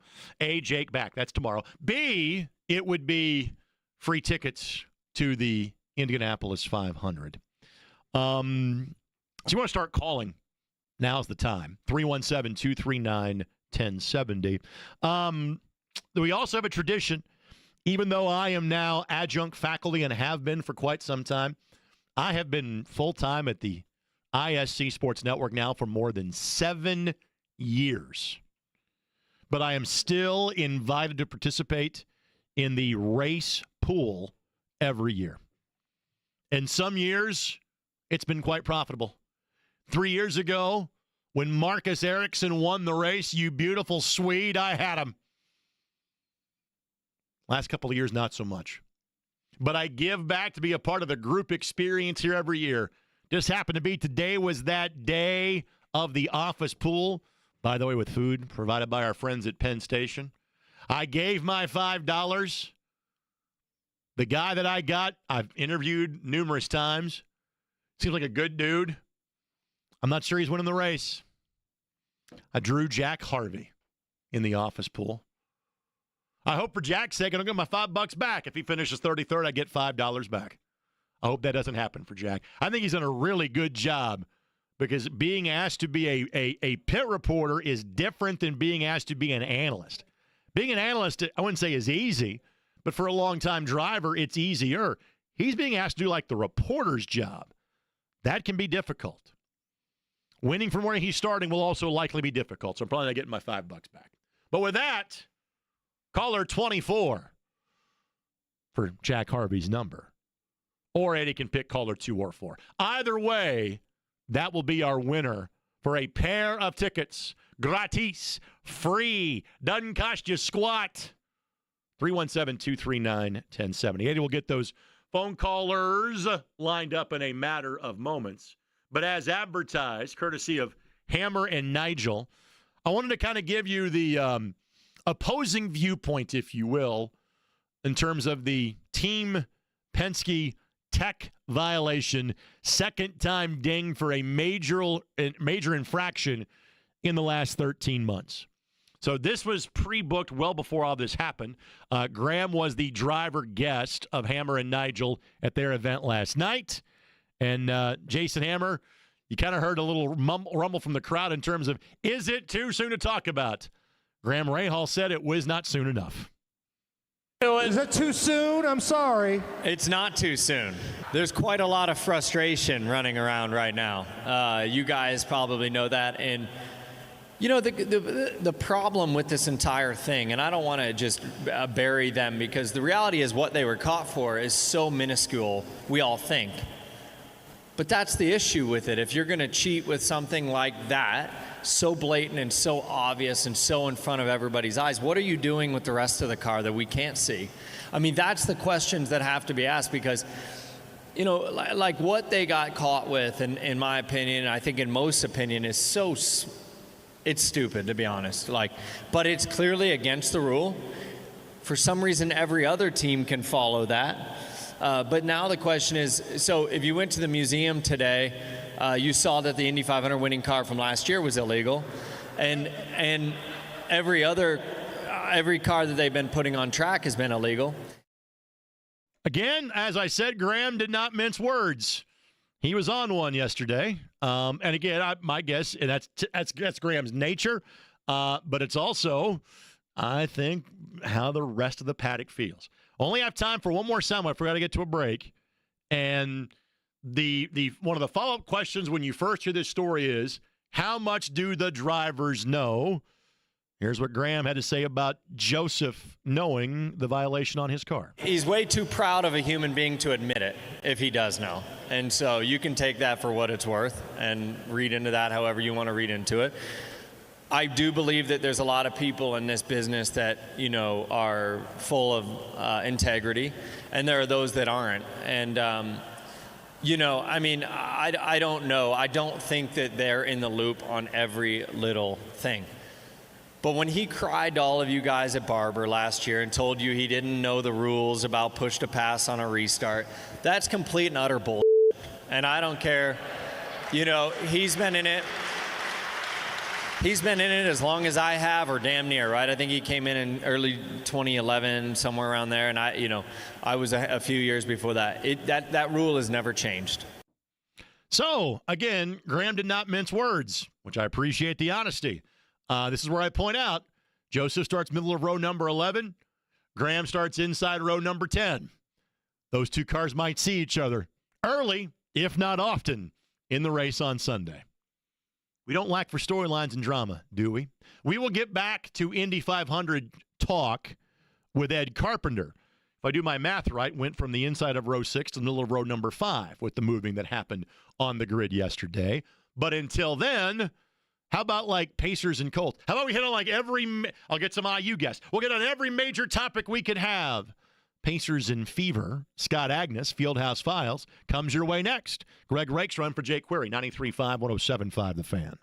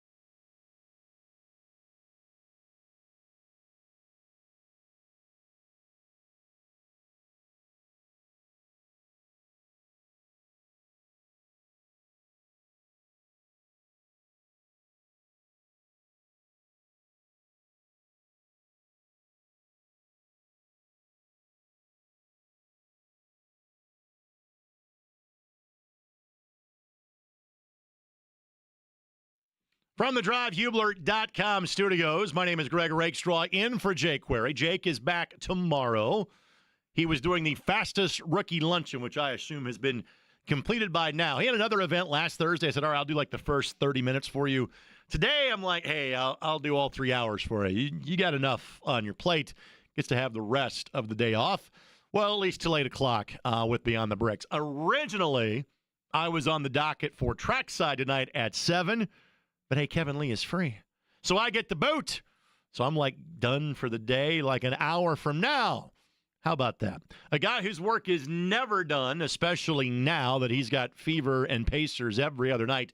It's Scott Agnes from Fieldhouse Files who joins us now on a remarkably clear-sounding Rheingeist hotline. Hello, my friend. How are you? Hey, Ray. Good to be on with you. All right. Have you been like carbing up? Have you been like working out to get ready for this marathon stretch you have coming up? Man, I wish. The weather's been phenomenal the last several days. Obviously not today, but I haven't been able to enjoy it outside of Sunday out at the track. But yeah, this is going to be one day at a time, truly, right? When we go from one game to the game after that, from Pacers and Fever. It's a fun time of year, but a busy one as well. I saw you breeze by me on Sunday as you were out there to chronicle Fever players, Stephanie White, that waved the green flag to start the session. How many times do you get to go to the Indianapolis Motor Speedway? Yeah, so I'm out there basically every year. I have been probably for the last 15 years or so. So that's the good thing, to get out there and cover all that. The challenge, and this is the part of it where with the teams continuing to play and being relevant, right, with the Pacers run, is none of them are really going to be out there. They don't have time for that. But we remember several years ago when Ty was the featured guy, when he was driving the pace car to get everything started. Remember when they were in the 500 Festival Parade? They don't have time for that because now they have more important things, which is a good problem.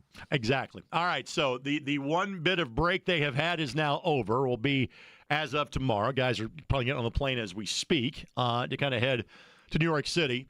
What have these last 7 days been like for the Indiana Pacers? Yeah, I think the first couple of days is just getting whatever you needed. So some rest time. They took a couple days off.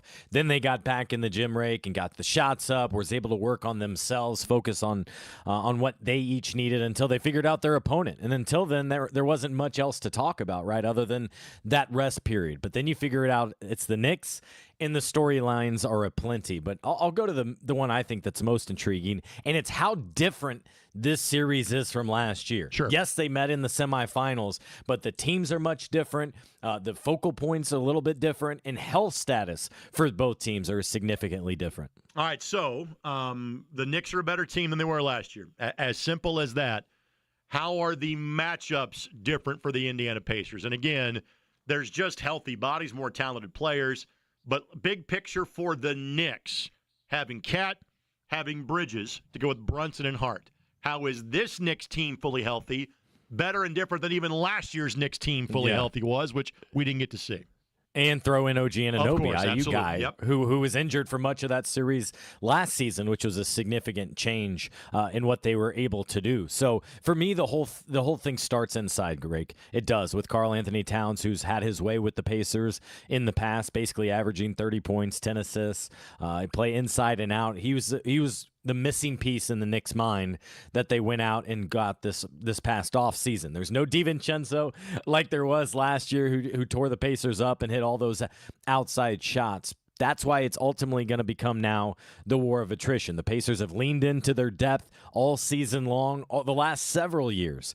And the Knicks, as you know, are very different. They're going to play 5 to 7 guys, and they're going to play them almost all 35 to 40 minutes. So can the Pacers be physical, be tough, and outlast them throughout a 7-game series? Again, we heard that in the Cleveland series. The Pacers wore down the Cavaliers.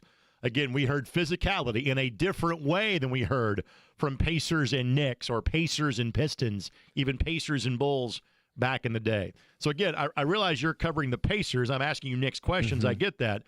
But if you're Tom Thibodeau, how – I see their talent. I know where they're going to play 6, 7 guys. I see the drop-off there. How do you get away with that given how the Pacers play? Yeah, so you're going to take away Halliburton, first of all. You're going to pressure him full court.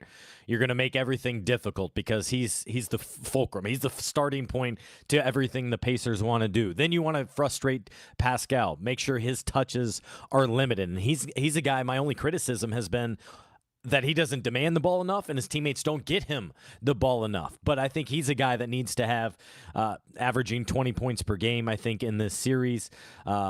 The other thing here is I think you want to get the Pacers' wings and Nembhard and Neesmith in foul trouble. You get that, then it's a little bit of a challenge right the rest of the way. You're going to throw Ben Shepherd in there. The Pacers could try Jarris Walker, a little bit more size, but lot less experience out on the wing. Those are the way I'm looking to exploit this Pacers team, frustrate them, and get them on the heels and hope you're coming to Indy and you're up 2-0 with a cushion. As I look at the Knicks, I see pieces that do match up against the Pacers seemingly well. In other words, Karl-Anthony Towns matches up with Miles Turner.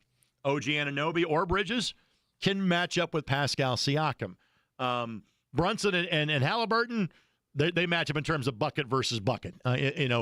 So in terms of, I get it. Depth-wise, that's the Pacers' biggest strength in the series. I get it. In terms of a matchup, where do you see, hey, this is where the Pacers can attack? This is where there's not a good match from a Knicks perspective to a Pacers perspective.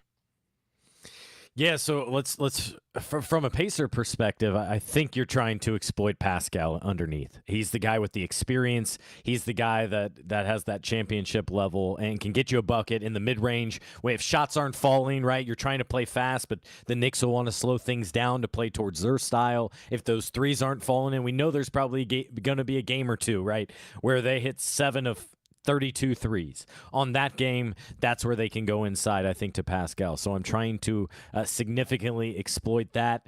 And this is a series I do not expect Tyrese to average 20 points per game. I think they're going to try to keep him in check, certainly from a scoring standpoint. The key for them will be, can they keep him under his 10 assists per game? You keep him above that. If you don't keep him below that, I think this is panning very well for the Pacers and going their way, because that means he's able to get into what he wants and they're getting good shots. The names are largely the same with the addition of Benedict Mathurin. Obviously, there was no Thomas Bryant on this team, but the most key of pieces, these were all guys that played in last year's series. I know the Pacers are a better team than they were a year ago, but as you look at this matchup, how are the Pacers a better team than they were a year ago? I would just start with the obvious, and that's health. As much as it is Mathurin, it's Tyrese, too. He would never completely acknowledge, and why would you, to give them a competitive edge last year. But the fact that he didn't play in the final 2 games just tells you how bad he probably was leading up to that, as he has suffered what they said was a different injury. Well, remember, he dealt with a couple of hamstring injuries leading up to that. So I'm not even sure what to estimate at what level Tyrese was. And, oh, by the way, while the Knicks had to play a couple more games here and played through the weekend, the Pacers had a good week off. The Knicks have only had a couple days off, so that certainly leans to their advantage there. And then I think the Pacers also, we should acknowledge, also have the advantage, I think, from a coaching perspective. The tactician, rather, that Rick Carlisle is. I know it's the same coaching staffs as last year, but I think that's something that has not gotten pointed out enough. I would absolutely take Carlisle and his staff over Tom Thibodeau over there. All right. Final Pacers question, and then we'll make the shift to the Fever, because obviously there's so many eyeballs on every game they play at this point, and game number 2 of the season comes up tonight, and that will be your more immediate focus for then it's thinking about all things New York tomorrow. Where do you put Pacers-Knicks in the pantheon of NBA rivalries? Let's face it, okay? Celtics-Lakers is the ultimate. That's number. Everybody else is playing for second. Where does Pacers-Knicks slide in?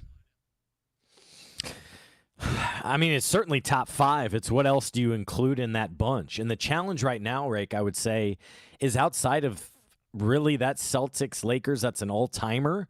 Do we have any current rivalries? Right. I think this is a rivalry renewed. Is it there yet? I'm not sure. It certainly will be there if the Knicks are able to avenge what happened last year. I think that's where you really have a rivalry, very much like the Bucks this past year, right? Because, and maybe that's a minor one, because they played 20 times over the last 2 years, because the Pacers knocked them out of the in-season tournament last year, and the Bucks got them this year. it's hard to say. I mean, 10 years ago, you might have said Heat, Cavs because of the LeBron James factor. The bigger picture to this, quite frankly, Rake, is I think this is one thing that is severely missing in the professional sports landscape much anymore, is those rivalries. Yep. We can go back to Colts-Patriots. In the NFL, I don't know. Is it NFC East? Is it – I don't think there's very much. Again, Scott Agnes, Fieldhouse Files, joins us on the Rhine Guys hotline. Greg in for Jake here on 93.5 and 107.5 The Fan. Tonight beginning at 6:45 over on 93 WIBC. Second game of the season for the Indiana Fever. If we base our opinion of the season off of one game, clearly the Indiana Fever are going to be world champions, right? Absolutely. And you know what's funny about it is they didn't feel all too well about that game anyway.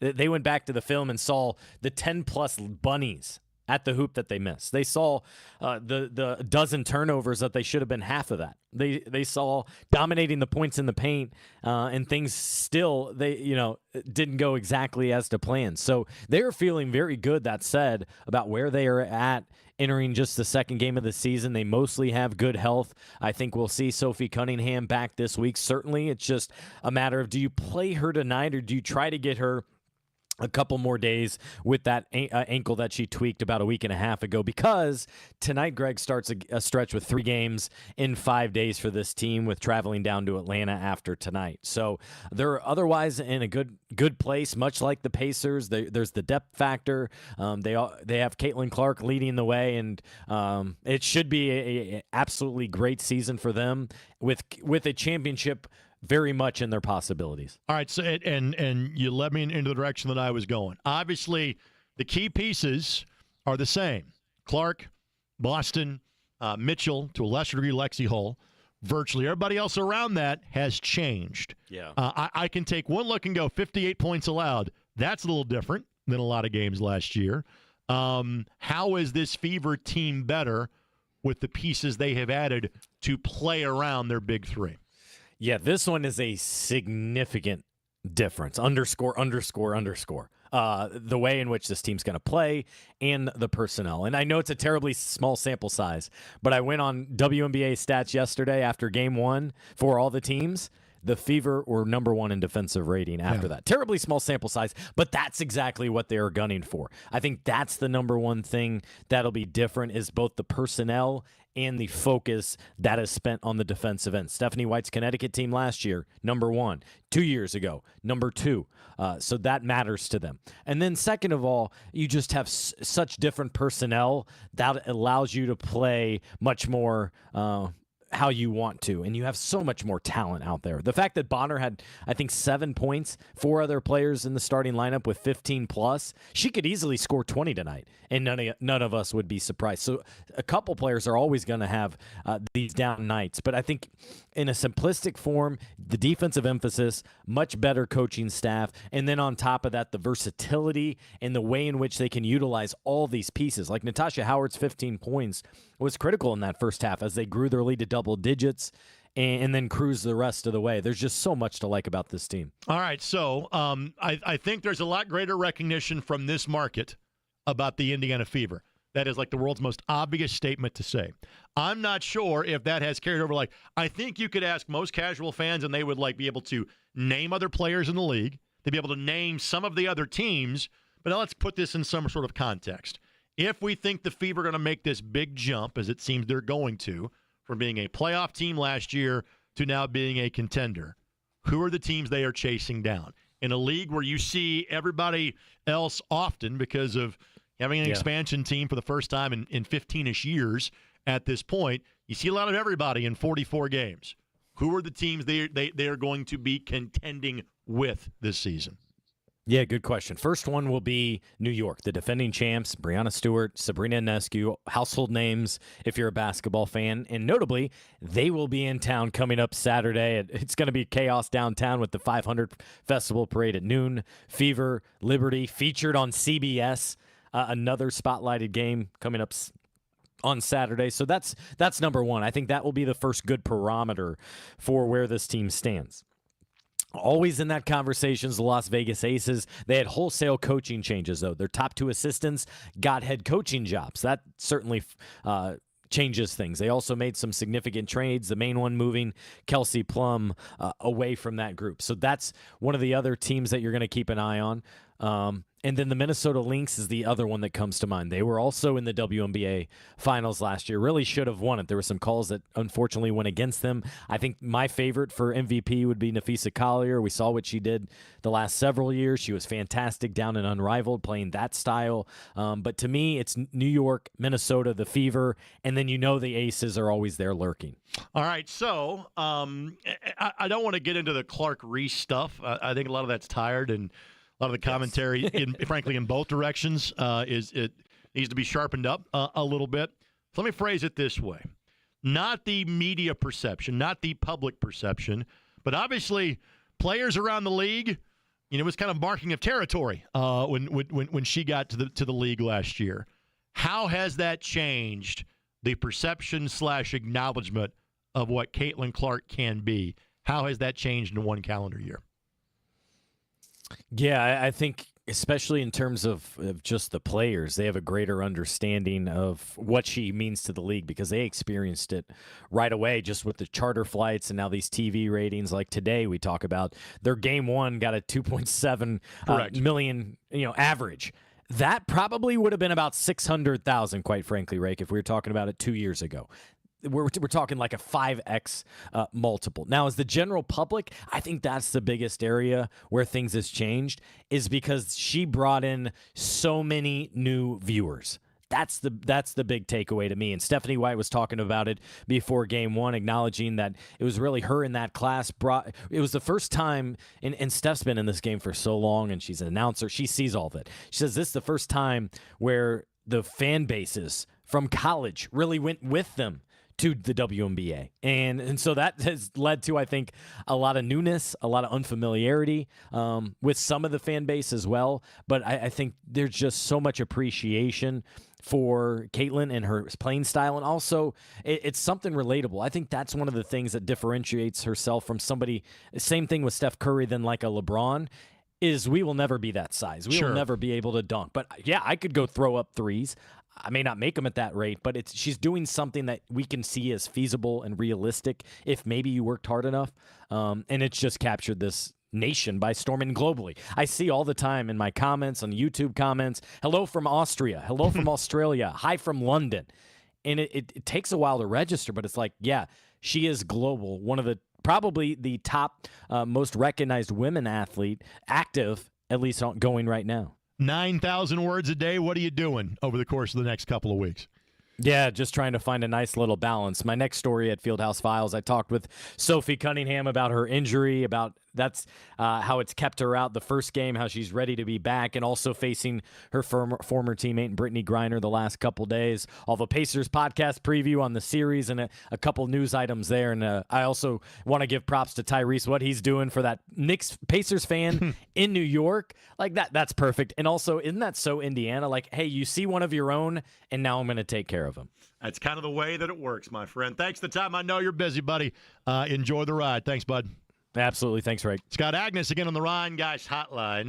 The $2.7 million that Scott was referencing, I actually have this tweet pulled up.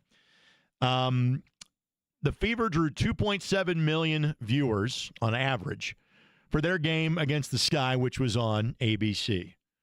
The Mets and Yankees on Sunday Night Baseball on ESPN drew 2.5 million. Mets and Yankees versus the WNBA home opener for the Indiana Fever. The Caitlin Clark effect is unlike almost anything I've ever seen, and clearly from a local standpoint. And again, I didn't have a chance to ask Scott about this, but I thought the T-shirt campaign of every game is a home game and like selling out a world tour and it being as many Fever fans in a building versus non-Fever fans on the road, let alone here. I thought that was spot on. I thought that was laying the smack down. I thought that was a good chord to strike by the folks that did that with Pacer Sports and Entertainment. So thanks, Scott. And I've got a couple minutes before I get to our next time out. Stephen Holder will join us coming up in the next segment. Ed Carpenter in our final segment. Then John will take you from 3 until 6 here on 93.5 and 107.5 The Fan. In the last segment, or the segment before, I kind of got to a phone caller that we had in the 12 o'clock hour who was talking about, Roger Penske owns everything. Isn't that a problem? And I gave you, yeah, it can be, and here's the flip side, and here's how you have to deal with that. And I got this from Tyler. Tyler went on one at the end of his phone call, at the end of the 12 o'clock hour of the show. Turns out Tyler is the son of a buddy of mine. He actually texted me during the course of break, and he and I have been chatting ever since. But he sparked something that I understand, but allow me to offer a counterpoint. And that is the whole national media falling in love with the Knicks, New York dominated, etc. And my response would be is, why do you care? Now, I get it, okay? When your team is doing well, you want to tune in to see people talking about it. I get it, and I understand it. But if you want to hear people talk about the Pacers and do so intelligently, your best bet is to listen to this radio station. Your best bet is to read what Scott Agnes has to say, or Dustin Dopirak has to say, or Evan Sidery, or all the people that Tony East, all the people that we have on this radio station on a regular basis. Because we're not new to this. We talk about this team 82 games a year, and postseason, and preseason, and offseason. And as the Pacers and Fever continue to be nationally relevant, you'll be able to get a little better take from a national level about these basketball teams. But at a national level, they're always going to tilt towards the larger media market. It just is what it is. But the great thing is that now, through sports radio, but social media, blogs, etc., you should not ever have a problem finding great content about your favorite team at a major professional level. Like, for example, we're going to have Stephen Holder on in the next segment of the show. Stephen is one of 5 or 6 full-time beat guys that talk Colts, and that's small by NFL standards. But you've got Stephen's work, you've got James's work, you've got Nate Atkins, you've got Joel A. Erickson, Mike Chappell, etc. You've got many places to go find it. So maybe as a Pacers fan, Colt fan, Fever fan, whatever, it's not turning on Get Up, or it's not turning on First Take, or whatever the shows are on Fox or CBS, etc. Maybe you got to search for a little bit more. But there's great Pacers content out there. And the teams produce that stuff too. Certainly I know that from a Colts perspective because I work with that group on a regular basis. So if you don't like what the national folks are saying, screw them. We're here for you. You've got us. 317-239-1070. And frankly, I'll put the talent on this radio station up against a lot of folks from a national perspective as simply being knowledgeable, period. End of sentence, full stop. Got to get to a break. Stephen Holder will join us next. A little bit of Colts conversation because let's face it, it's Pacers, it's Racers, it's Fever, it's May. Ed Carpenter after that, 93.5, 107.5 The Fan.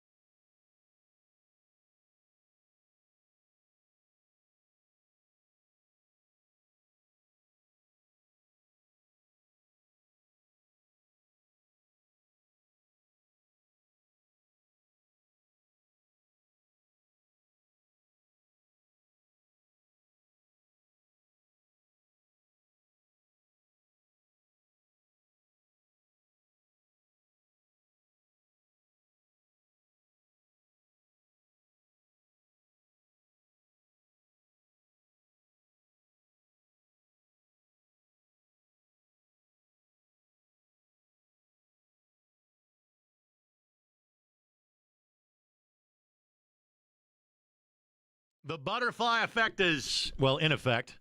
Jake Query couldn't be here today because he was hosting the Fastest Rookie Luncheon, so I come fill in for Jake here. If I had not been here, I would have been at the Indianapolis Colts complex because today was the weekly media avail this time of year. Another week or two of this, it's mini camp, and then it's all quiet on the Western Front until training camp opens in Westfield in late July. Some bit of news from the Colts today. I assume this was the case, but now kind of confirmed Matt Gonzalez will be the starting right guard for the Indianapolis Colts this season. That's from Tony Sperano Jr., the offensive line coach. The man that has that insight and more is Stephen Holder, who joins us now on the Rhine Geist Hotline. Good afternoon, my friend. How you doing? I'm doing well. How are you? I'm good. This is about as quiet as things have been for the Colts just because of everything else that is going on in town. What was it, like a quiet gathering of friends you had this afternoon on 56th Street? You could say that, yeah. I think that's good though, right? I mean, because you don't want to make your news in May or June. You'd rather make it in September, at least the right kind of news, right? Because the Colts have made news then too. But let's see if they can make some good news. But I would say they made their waves in the offseason some weeks ago, right? With free agency. And certainly with a draft haul that they're very happy with. And so now it's a matter of putting all those pieces together. And there will be some news, I guess, come July as well when we get to the bottom of this quarterback battle, which I'm sure we'll talk about. All right, let's talk about, again, what would be the news of the day, which, again, is what I thought it was going to be. Matt Gonzalez is going to be the right guard. And, again, even when he was drafted as a tackle, there was some talk about either a right tackle moving him to the interior, that his athleticism was better suited for that. So that gets talked about today. Your thoughts about the way that it worked out for Matt? Yeah, I think that's the right call. I think what you're trying to do in a perfect world is get your 5 best players on the field. And I know that's been a priority for the Colts every year. I think this is a step toward doing that. But he's got to prove it too. Okay, I mean, nothing is permanent until it's done, right? So we're still several months away from opening day. So it's one thing to get the first crack at it. It's another thing to keep the job and to prove you are worthy of the job. So it is a different position than he played last year. But I think there was some expectation that Gonzalez would ultimately become an interior lineman. And you might wonder, why didn't they do that last year, right? They lost Will Fries to a devastating leg injury. He was not available, or they didn't really have a plan to replace him, right? And you might wonder, well, why didn't they go with Gonzalez then? And I thought about that too, but I really think the rationale there was, look, we brought this rookie in. He's already having to learn to play, position at tackle, which was a new position. So moving him at that point to interior lineman mid-season would probably be a lot to ask, I think, is what the rationale there was. Now you give him an entire offseason to make that shift and to kind of get comfortable. I think he's got an opportunity to be successful there. That's enough about the interior line play. Let's get to quarterback, shall we? And to let folks behind the curtain, all right, even a guy like Steven, we don't have access to practice this time of year. You'll see clips released by the team. We basically talk to the players about an hour or so once a week. Once minicamp rolls along, then we got to see some action. But again, they're not hitting anybody. It's minicamp. So I build all that up for this. What nuggets can you tell us about the quarterback competition in terms of other players' opinions, what guys are saying, et cetera? Well, first off, you are correct, right? I mean, we don't have much to go on. We don't get an up-close and personal look at them right now. And frankly, what they're doing right now does not involve throwing against a defense. Right. Because you're not allowed to do that in this stage of the offseason. So anyhow, what I would say is, so you wouldn't glean much from this anyway. But starting next week, we will get some OTA action. We'll get out there and be able to watch them. And I think that will at least give us some clues as to whether there's progress and what the respective quarterbacks look like. What I can say, at least about Anthony Richardson right now, is that there seems to be a lot of optimism about how he is approaching this with like a seriousness, which I think is important, right? Because, the one thing that was called into question of him last year was beyond, whether he was completing enough passes and all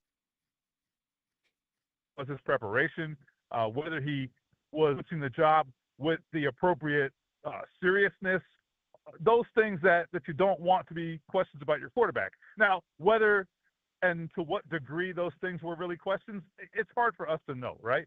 We're not in the building, or, we're not, and there's behind closed doors and so forth. But the fact that the questions were being asked, I think, is telling. So that at least appears to have resulted in a focus right now from Anthony Richardson, which I think is going to help him. So that's a good thing. Number two, I thought Jonathan Taylor's observations about Daniel Jones today, I think were worth repeating. And he said, I had watched a little bit of highlights from Daniel Jones before the offseason work, and now that he's here, he said, I'm starting to gain an appreciation for his athleticism. And I said, okay, well, that's different. That's interesting. So we'll see, what that shapes up to look like, when he's actually out there. But that was something that I think Jonathan Taylor, at least one guy, but I think it's an important observation, a guy who was a veteran member of the team and a star player. He definitely gave him a lot of credit and said, this guy is a much better athlete than I gave him credit for. And I'm interested to see, how that can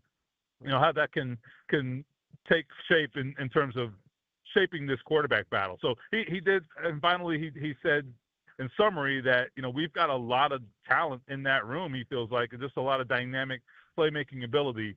So that's one man's opinion, and we'll see how it all plays out. Stephen, there's always moves on the 90-man roster between now and training camp. Are there moves left on the 53? And again, somebody's going to earn a spot that we didn't see at the end of training camp, injuries, et cetera. The annual signing we can reference is Mike Adams in June or July. That was an impact guy for this football team. Are there any moves like that left for this group? So I can't predict who the player would be without doing some research. But I would say this. I do think that linebacker is the spot to watch. I don't think they should feel comfortable about that spot. You have Zaire Franklin and then a bunch of guys most people can't name. It does not mean they don't have talent in there. I think they have upside. They definitely have that, but that is different than proven talent, right? And I think what you need sometimes is just a guy who can actually you can just put out there and be confident about, right? And right now, what they have is guys who maybe they hope can shape into or can become something, but that's a lot different than saying this guy's done it before. They have, I believe, no one outside of Zaire Franklin currently in the linebacker unit who has started more than 2 games in their career. I mean, that probably doesn't allow me to sleep well at night. But they're acting like they're fine with it, and we will see. But they don't seem to be really up in arms about it for the time being. I will say this as maybe a mitigating statement. Lou Anarumo, their new defensive coordinator, it's clear from all indications, linebacker is not the most important position to him, and he kind of de-emphasizes it in his defense. I still think depth is important, right? I mean, God forbid, Zaire Franklin right now is dealing with an ankle injury that will keep him out till training camp. So, I mean, that's just an example of what can happen. So, anyway, my point is I just worry about the depth there, and I think that's something they have to at least be evaluating. Stephen, you enjoy your holiday weekend, my friend. I'll see you at practice next week. All right, you got it. Stephen Holdert, again, joining us on the Rhine Geist Hotline. Well, normally you would come back and kind of wrap up the show in the final segment. We just keep right on going. Don't worry, John's going on at 3. But Ed Carpenter joins us next. Greg Rakestraw in for Jake Query, 93.5 and 107.5 The Fan.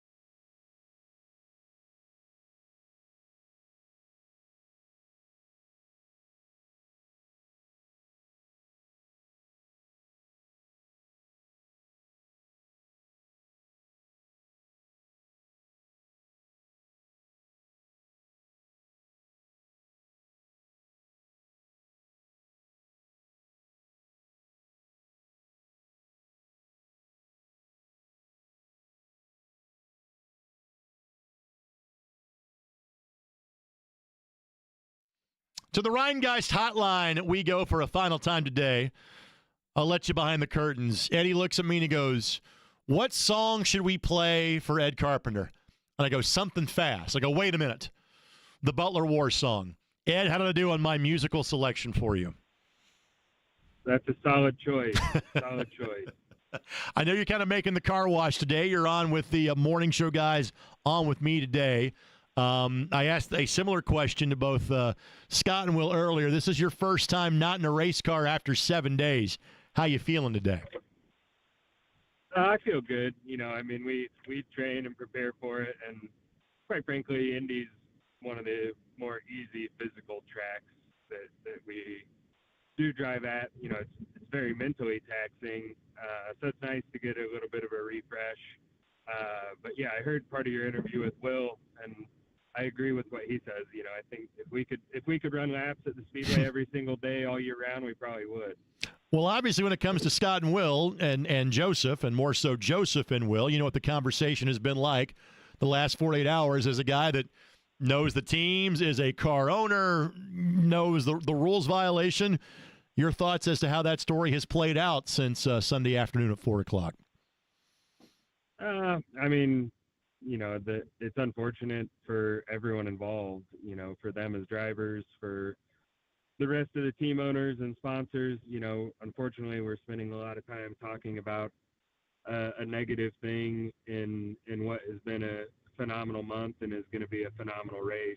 We've had great crowds the whole way through, a really strong and exciting qualifying weekend, and what's looking like it's going to be a great race. And the TV blackout lifted, so many positive things. So really bummed for all of us that we have to talk about it. It's taking away from, partners that we have and Java House and Splenda and a lot of cool things we have going on. So just unfortunate. Sorry if it's loud. I'm driving to get my hair cut, and the sky has just opened up. So it's quite all right, and I know how important that hair needs to look underneath the helmet on Sunday. So all good there. I don't want any aerodynamic drag issues that you're going to be dealing with.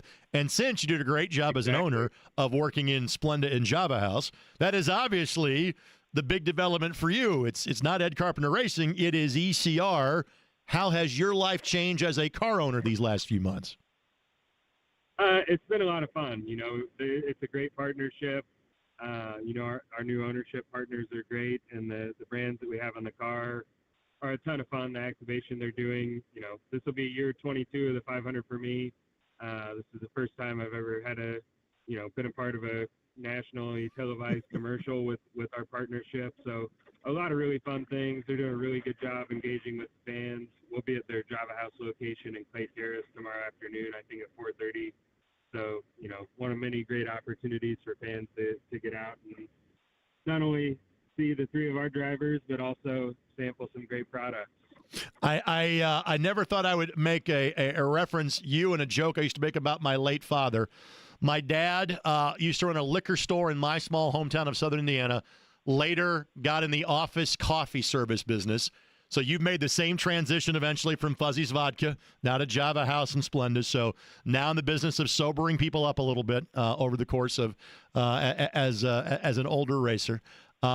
Just your thoughts. Go ahead. We have an espresso martini mix too, so I'm still working all front. You got all the angles covered. That's good. I like that. Yeah.